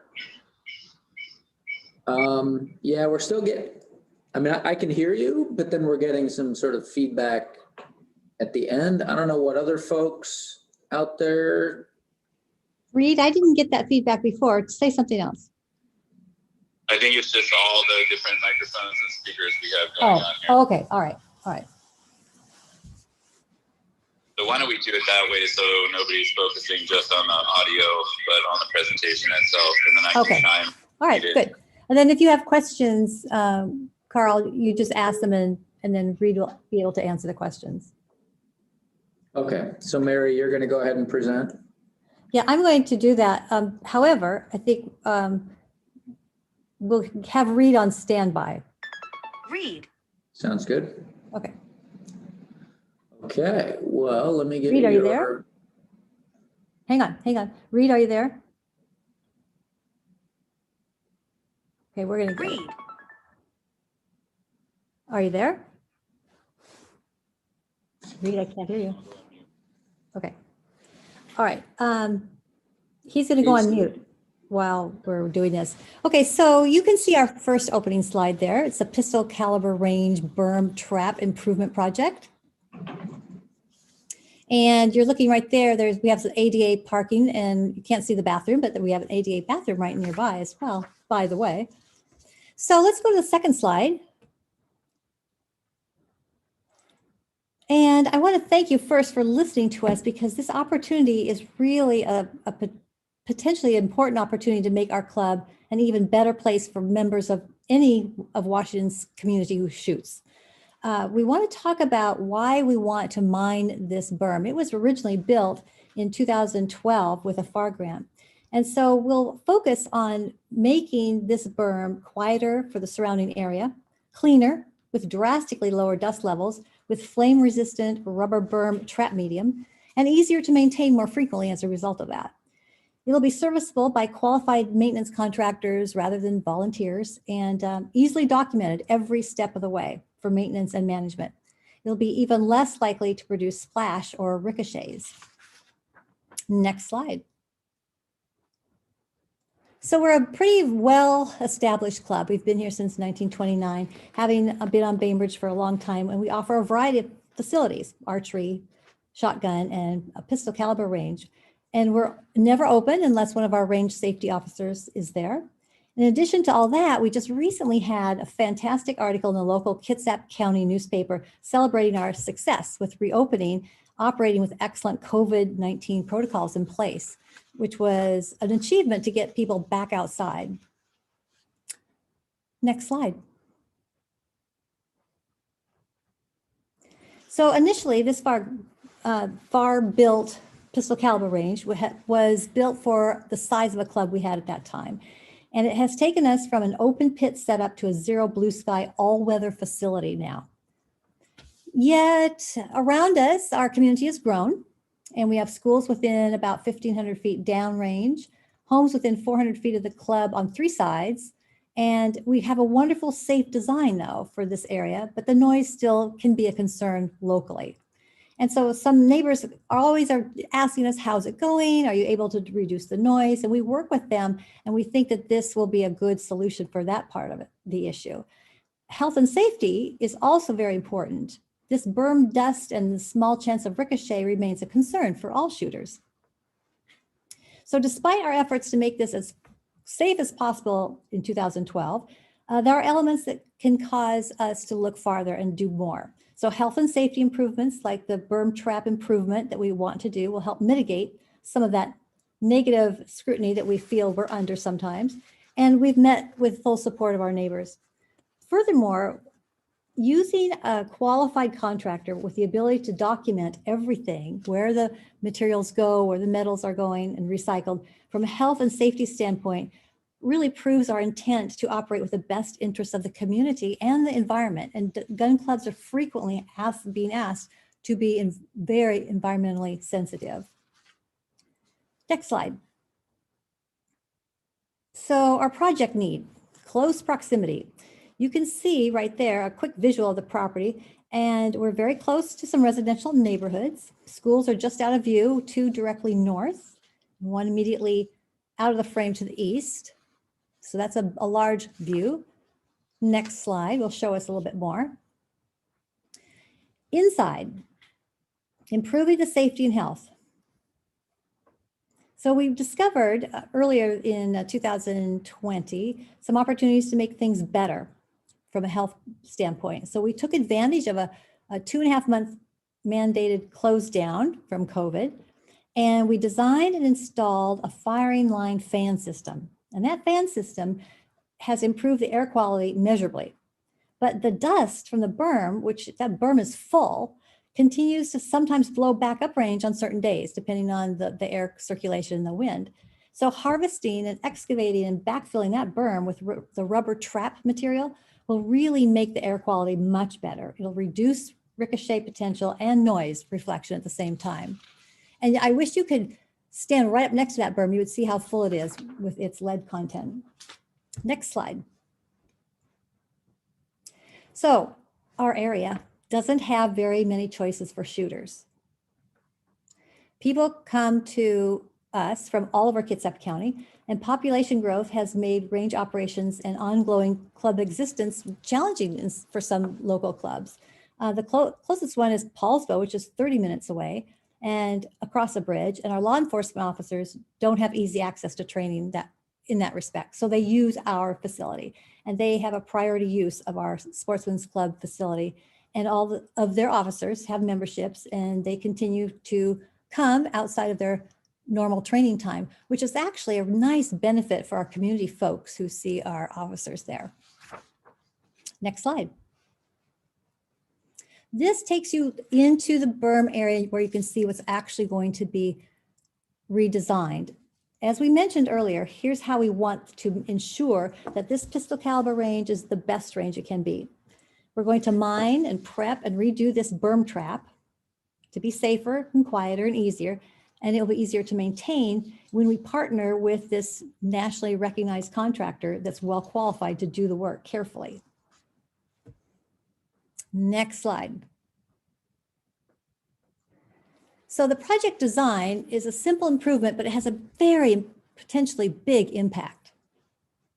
We'll excavate and mine metals from the existing PCR berm, removing about 2 feet of sand and dirt material to make room for a safer trap medium. Now that is less than the depth of the original project that was built, the original PCR range. So we're not going as far as it went originally.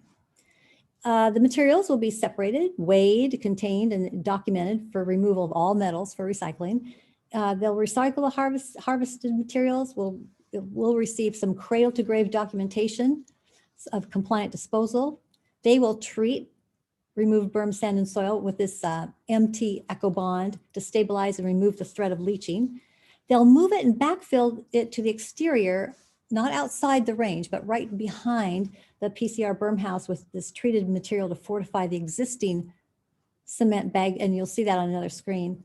And then they'll add the ground recycled rubber airplane tire medium, and that is what will reduce the noise and reduce the dust and ricochet potential.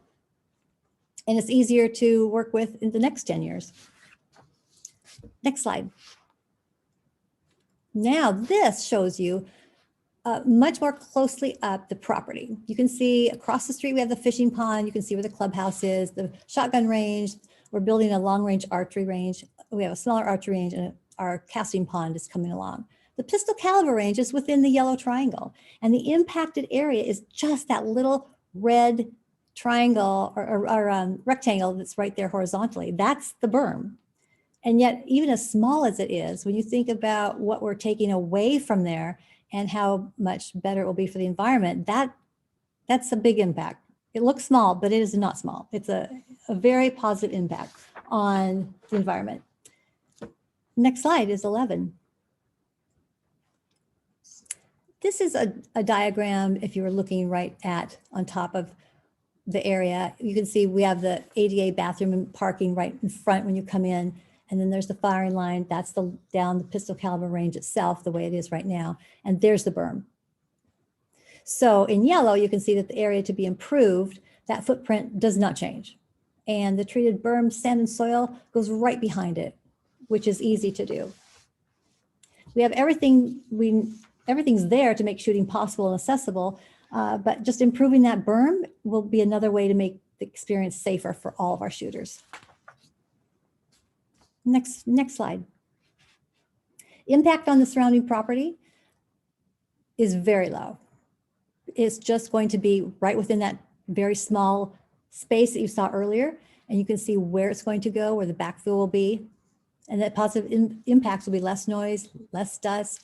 All moved soil will be treated. It'll be easier and safer to clean and much less expensive to maintain in the future. Next slide. Here's our budget that we've put together. As the BI Sportsman's Club 2019 Metals Mining Request, we had a proposal. We identified 3 vendors who could do this kind of work carefully and perfectly. We contracted with one at the very lowest cost, and they backed out. So this time around, we went for Metals Treatment Technology LLC, which has been selected to complete this project, and they are ready and willing to make it happen. They have the equipment, the expertise, the record, the capability, and they've been to many different gun clubs to do this. We understand the reimbursement nature of the grant, and we'll be providing the full sponsorship match for this project using a combination of private grants, club funds. So we're prepared to meet that match. Next slide. So in closing, that's a nice overview. You can see that the pistol caliber range has been there. It's been heavily used. It's been a wonderful facility, and most of our growth, we've had 100% growth, 104% growth over the last year, has mostly been people with handguns and using this range all the time. Whenever we have it open, they're there. So it's been a great facility. We want to make it even safer and quieter and easier to maintain because people are still coming. Next slide. And that's it. This will be your opportunity to ask us questions. Reed, are you on? Yes, I'm here. All right, thank you, Mary. I'm not sure unless I missed it, I'm not sure you touched on all of the evaluation criteria. One of them was expansion or renovation. I think this is pretty clearly a renovation. And then health and safety is one, and this is clearly a health and safety improvement project. So that's kind of clear. But then there's a couple others, mandated uses and public access. I don't know if you could just speak real quickly to those, just for, because they are criteria, scoring criteria for the committee. Yes. Mandated uses, is that, is your range open to law enforcement, to people with hunting licenses, for education, that sort of thing? Yes, and trying to keep this under 12 minutes, we took off a lot of that had been our previous one. We do hunter's education 12 times a year, sometimes 13, depending on how many sessions there are. It's open to hunters. We have a lot of hunters in the shotgun range. We have safety classes, training for the public, families. A big question now, of course, for many families is, do you have safety classes for my children? If they came across a gun in someone's home, what would they do? So we offer those. We're open to the public and, of course, to our members. We don't have as many hours right now as we did pre-COVID, but we're ramping that up as we get more people volunteering to say, yes, I'll come and be an RSO. And of course, we have a contract with our law enforcement that they can come on a day's notice. Yes, Carl. So Reed here, Okay, they have primary access. So, and I work with them personally as the manager of the pistol caliber range. When they want to come and shoot or qualify, they are able to do so. And we also serve as a venue actually for the Citizens Police Academy they do each year, which culminates in a full day training session utilizing our entire club property. But certainly the pistol caliber range is a big part of it. Okay, great. Thank you for clarifying. Questions from the committee? Bill, yeah, go ahead. Yes, Mary and Reed, thank you for the presentation. I am unfamiliar with the noise difference between the airplane rubber versus, you know, a gravel or something. Is there an impact noise that you're getting, or isn't the noise typically just from the firing of the firearms? So the way that our range is designed, Bill, since it's a zero blue sky and it's kind of sunken in, if you look at the photos, you can see it's kind of in earthen blocks. We have when we've done noise testing, we've seen basically a two-stage sound. So we get the muzzle blast, but then we get a return of that muzzle blast that reflects back at the firing line. So it's almost like you can see it on a chart very easily, and this will take away that second part of basically the reflection of the sound coming back to ourself, if that makes sense. So it actually helps to absorb the muzzle blast going downrange. Okay. Are there studies about that? Yes, and actually, I'm happy to furnish, but I've read a couple and I've talked with MT2 about it, and have understanding that it's going to be a big difference for us. Good. Yeah, I was just kind of concerned if the neighbors are expecting a nice sound difference, are they really going to be able to notice it or not? My understanding is yes. Good. That's what we want. Absolutely. Great. Thank you, guys. All right, thanks. Chris, did you have something?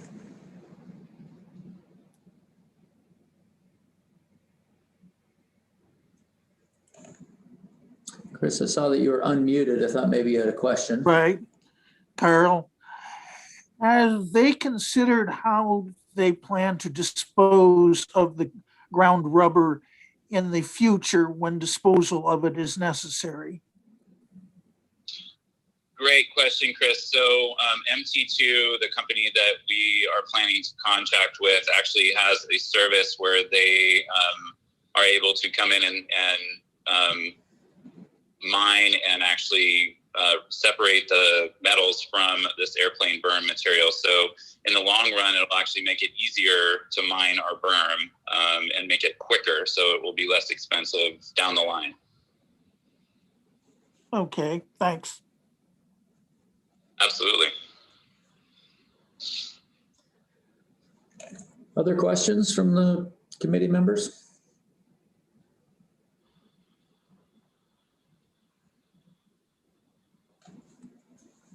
I'm not seeing any hands up, so I think we're good. Looks like a good project. Well, thank you. I just wanted to say thank you quickly, everybody. I'm terribly sorry. I'm actually out on the Washington coast, so internet connectivity is not the best out here, but I appreciate everyone's patience and look forward to your consideration of the project. Great, thanks, Reed. Your audio sounds better now, of course, at the end. Yeah. Of course, we would get it figured out now. Yeah, and thank you, Mary, for stepping in and presenting that. You're welcome. All right, well, we're going to move on to our last one of the day. Okay, thank you very much. Yeah. All right. Skookum Archers. Okay, it looks like Joe is here. I'm not sure if anyone else is here, or you got it? It's just me. Okay. All right, well, whenever you're ready, go right ahead and just say next slide and I will advance for you. Okay, thanks, Carl. Good afternoon, everyone. My name is Joe Moyer. I'm the president of Skookum Archers in Puyallup, Washington, and coming to you for some projects that we'd like to get done over the next couple, 3 years. And so we'll talk about that. Go ahead, next slide, Carl. So just a little bit about Skookum. We established in 1951. We purchased our current location in 1959 when we incorporated the club. Our current membership is about 525 members. It fluctuates between that amount and 600 for the last couple of years.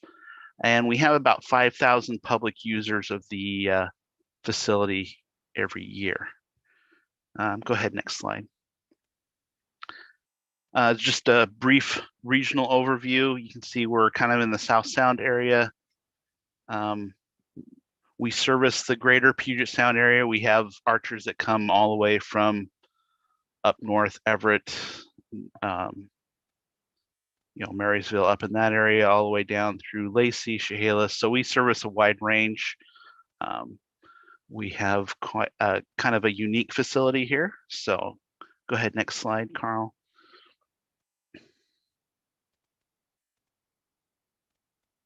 So as you can see, we have about 40 acres here in Puyallup. We have our range is split up into kind of distinct areas here. So you can see kind of in the center, we have a flat range area that has bales ranging from 10 to 100 yards. We also have 4 broadhead sand pits, kind of in the upper part of the green area there, ranging from 20 to 50 yards. We have our walkthrough field courses. Each one of those courses has 14 targets, so 56 total targets.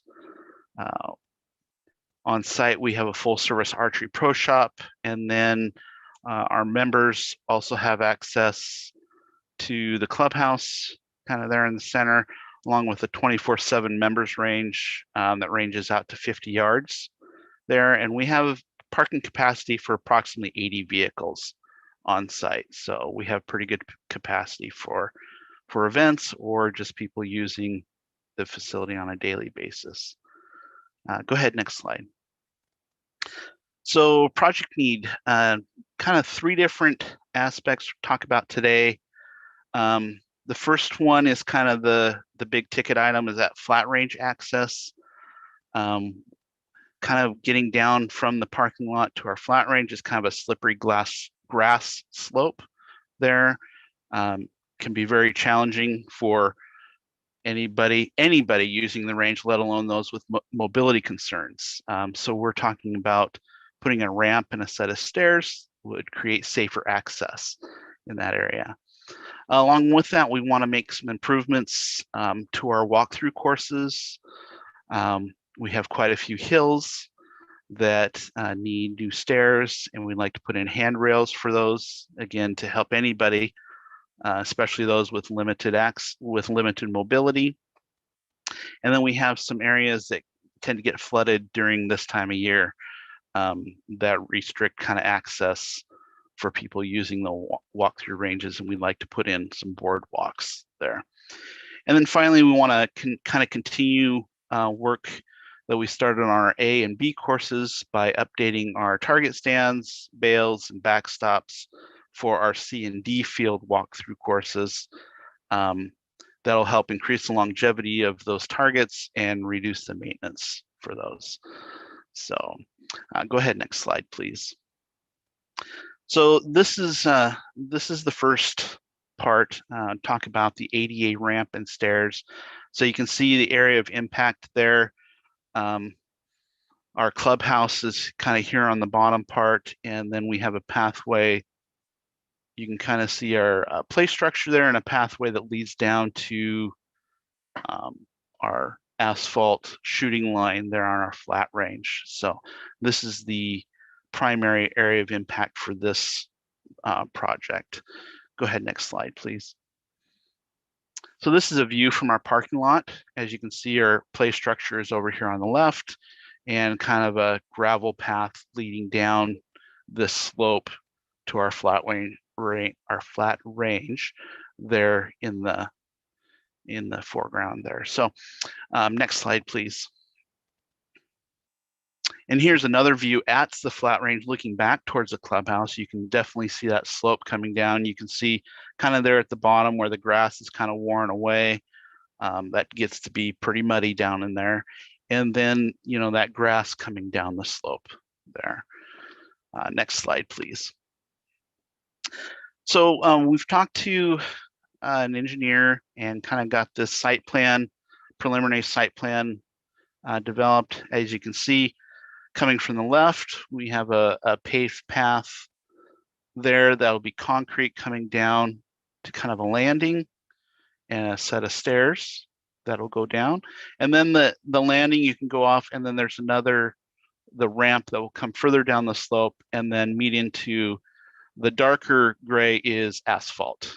So those will be asphalt there, which will tie into our existing asphalt shooting line. And then we'll also put in some asphalt paths out to our shorter distance bales there. That's 10, 20, and 30 yards. Those are the bales that get the most use and would probably be the biggest impact for those with, you know, in wheelchairs or with limited mobility to be able to use. So that gives you a good sense on the area that we want to do the work for this part of the project. Next slide, please. And here you can see in the top image kind of what's existing today.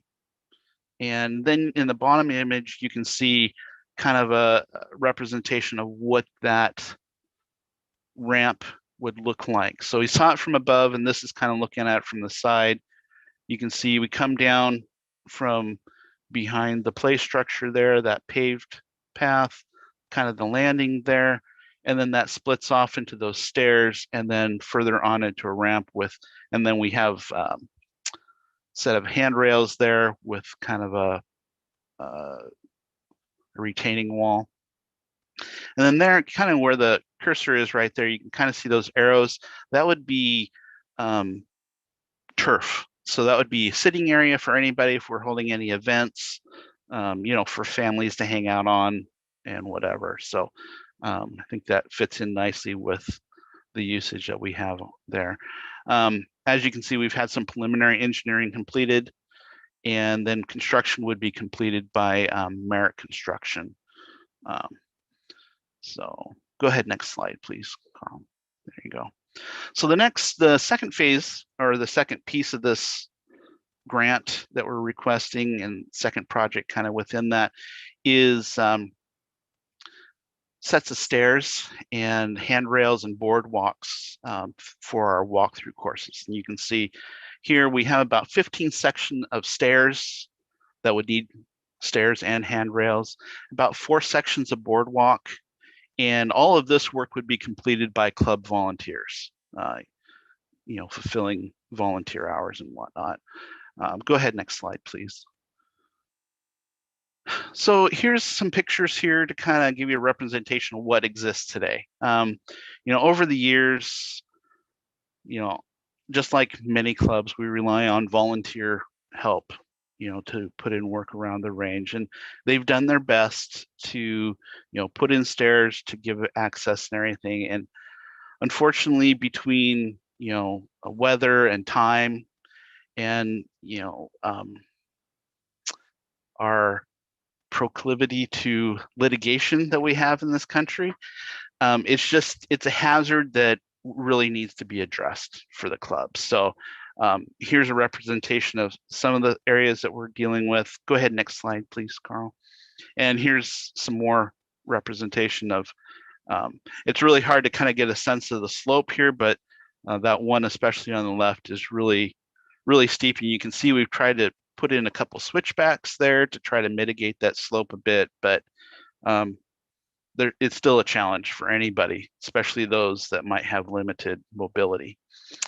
So go ahead, next slide, please. So this is kind of a representation of what we have planned to put in. basically using landscape timbers and fill with gravel. That way, it drains easy. It's much easier to maintain. It looks nice. So it definitely provide a benefit to those areas.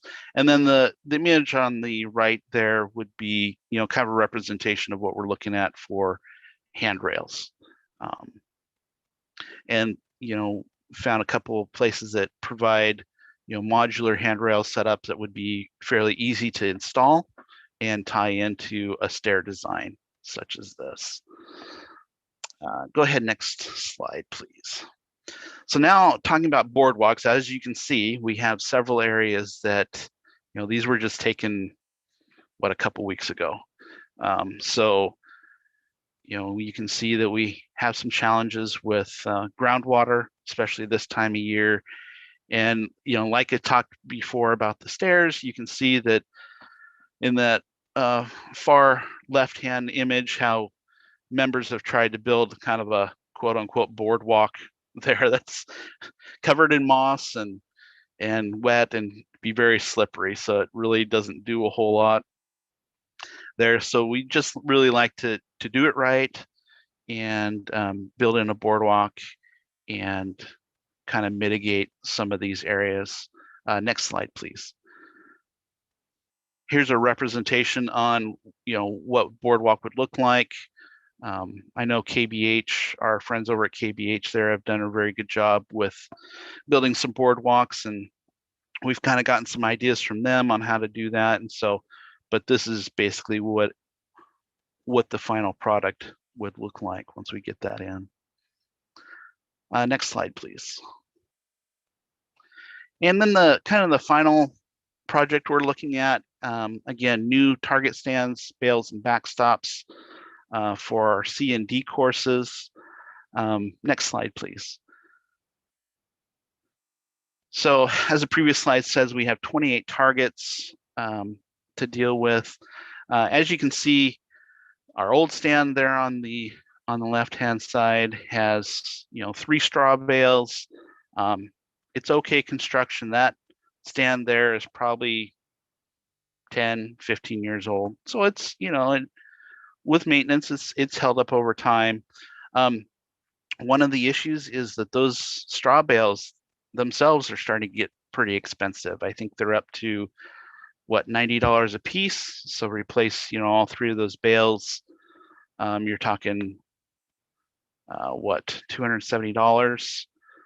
On the right-hand side, on our representation, our new stand, those are the new stands we have out on our A course and are putting out on our B course.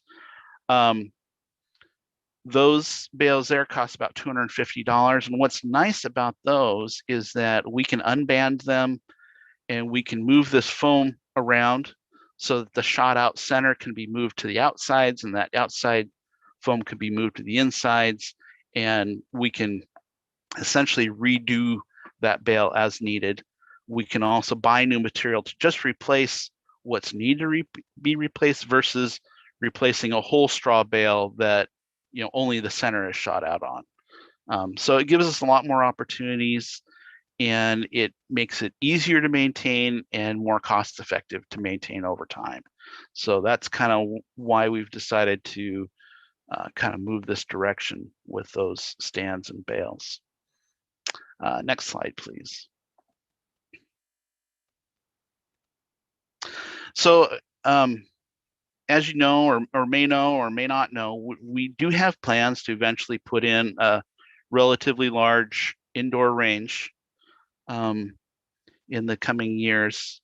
We were hoped to have been there by now, but what we realized is that we have a lot of this infrastructure work to get done before we can get there, which is kind of what we're working on right now from our last FARR grant that we got.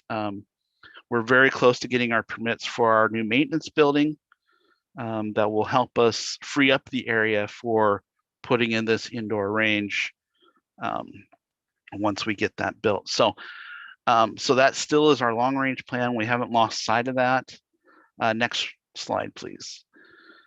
And so some of the questions we got from our technical review was, how does this this work that we're doing outside relate to our indoor range? Well, so it really ties in because this area that we're doing for the members, the indoor range, is going to be out of commission for at least a year once we break ground on it, which means that our outdoor facilities are really going to take the brunt of usage. People that can't use our indoor range, our intro to archery sessions that we would generally hold on our members range, we're going to have to move those to another area, probably outside on our flat range, right? So so a lot of these, our intent is to get a lot of this outdoor stuff done so that we can focus our efforts on getting the indoor range done when it's time to do that. And that way we're not spending all of our time trying to maintain all our outdoor facilities while we're working on getting this indoor construction done.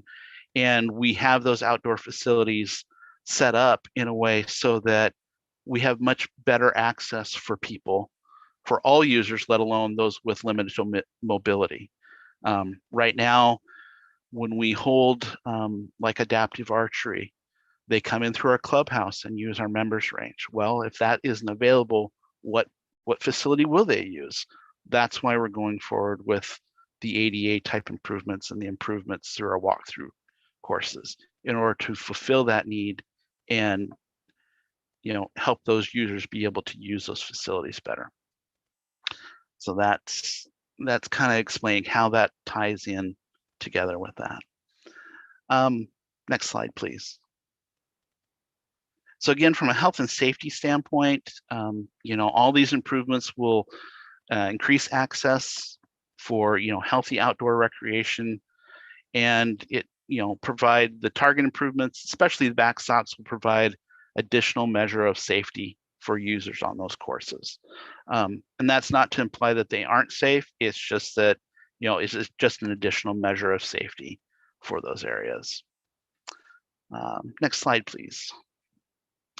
So from a budget development standpoint, again, we worked with Merit Construction and our pre-engineering provider, Hewitt Zollers, to kind of come up with, what are we looking at here? For the ramp and stairs, we're looking about $203,000. As you can see, kind of the breakout there. The biggest item, of course, is the actual construction, but then there's site prep and permits and engineering costs and whatnot. For the stairs, handrails, and boardwalk sections for the field courses, we're looking at about $20,000. And then for the target stands and target bales for our C&D courses, about $20,000. So the projected total of everything would be, about $243,000. Obviously, we would put in our appropriate match from club funds and volunteer hours with that. So next slide, please. So from a mandated uses standpoint, we don't, unlike firearms facilities, we don't really have firearms facilities for law enforcement. However, we don't restrict access to any users that are using our facility properly, including, Washington State hunting license holders. We may have to restrict access based on an event or something like that, but we regularly host hunter education courses offered through WDFW.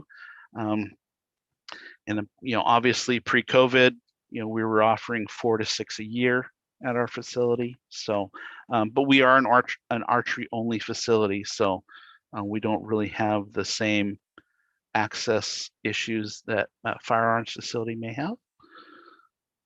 Go ahead, next slide, please. So from a public access standpoint, our outdoor facilities are open to the public year round during daylight hours. We have a pay box out front that we offer, daily access for $10 a day for adults, $5 a day for youth. We also have memberships available for additional access to our clubhouse and members range. Like I mentioned, our members range, you can kind of see down there on the lower left hand, is just a covered shooting area with targets up to 50 yards. That's open 24/7 for members to have access. And we also hold our intro to archery sessions again, pre-COVID. Once we can start opening up again, we'll do that again, but that's the area we use for that. Go ahead, next slide, please. From a need satisfaction standpoint, again, completing these projects will provide increased access and outdoor recreation opportunities for all users, but especially those with mobility challenges. And again, these access improvements will allow greater use when we're trying to build our indoor range, and that that area is not available. And again, these course and target improvements will provide increased longevity with reduced maintenance time and costs, which is always big for a volunteer organization. So next slide, please. So that's the end of our presentation. I want to thank you for your time and letting us come on, and let me know if you have any questions. Great, thanks, Joe. Any questions from the committee on this project?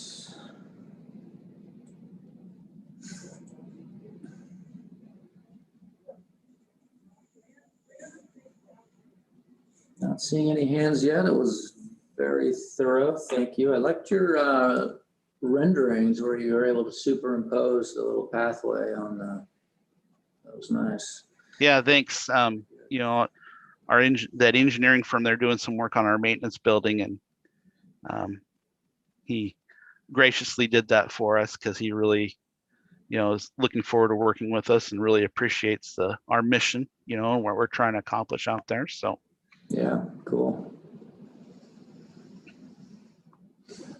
All right, anything from the committee? I'm not seeing. I guess you hit everything. All right. So wait, there's a hand. Phil, you got something? Thank you, Joe. I think you addressed it, but I still want to express the concern that previous grants had been approved moving in the direction of that indoor range facility for your club. And I understand the connection between improving the paths and trails and all the exterior facilities, but I still see a disconnect between I guess the long-term plan and what you're proposing here. I don't know. Do you have anything additional to offer us on that?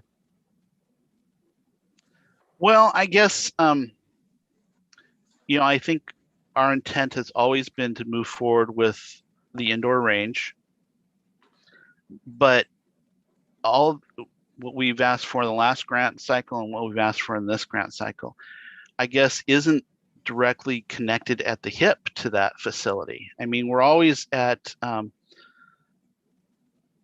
we always have that, what am I trying to say here? Challenge of, what we can do going forward, I guess is what I'm trying to say. So there's a lot of challenges, whether it be money, whether it be environmental concerns, whether it, construction costs and stuff like that. So I guess I would hope that everything that's been presented before, whether in the previous grant cycle or what's being presented now, would be seen as improving the facility as a whole, hopefully getting to where we can do the indoor range, but nothing is guaranteed, right? That's our intent. We intend to move forward. We do think that everything that we've done up to now with putting in a new maintenance building, which was needed regardless of if we do an indoor range, our target improvements on A and B course from the last grant cycle, which is needed regardless of the indoor range, and those type of things would be seen as, improving a facility for all users, and, with the intent of moving forward down range, for lack of a better word, of, getting to that indoor range facility and making that a reality. So I don't know if I answered your question, Philip, or, if you want to talk more about that, but. No, I understand what you're saying. I I think for the evaluators, maybe I just need to let go of the expectation and focus on the need that you've presented here in this proposal. Basically as a separate piece. So anyway, thank you very much for the extra comment. No, and I appreciate it because I appreciated the comments, like I said, from the technical review, because I was looking at this separately, right? But it really helped me to focus on, okay, what does this really mean for the future? And yes, I do believe that it's connected, because I see the impact that having our members range and our clubhouse out of commission for at least a year is going to make for our users, because we have, I think we figured almost 10,000 people in a normal year. We have almost 10,000 people coming through our intro to archery program a year, right? So that's 10,000 people that we're going to have to do something else with when that area is out of commission. So by putting in especially this ramp and stairs and pathways out to those shorter distance targets, which is the distances we would use for our intro to archery, then we got 10,000 more users we're going to have to shift to that area that would generally be on our indoor range or our members range. So I guess that's, me being close to it, that's how I see it. So.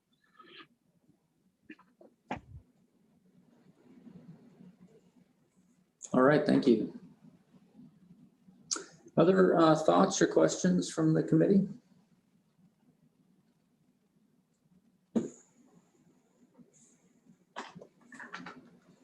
All right, I'm not seeing anything. So thank you, Joe. Appreciate it. Okay, thank you, everyone. I appreciate it. All right, bye-bye. Bye. All right, that brings us to the end of our day. And committee members, stick around for just a bit, but that's the end of the public portion of our meeting. So thanks for joining us. Anyone else who was out there listening in, that's the end of our firearms and archery range grant program evaluation.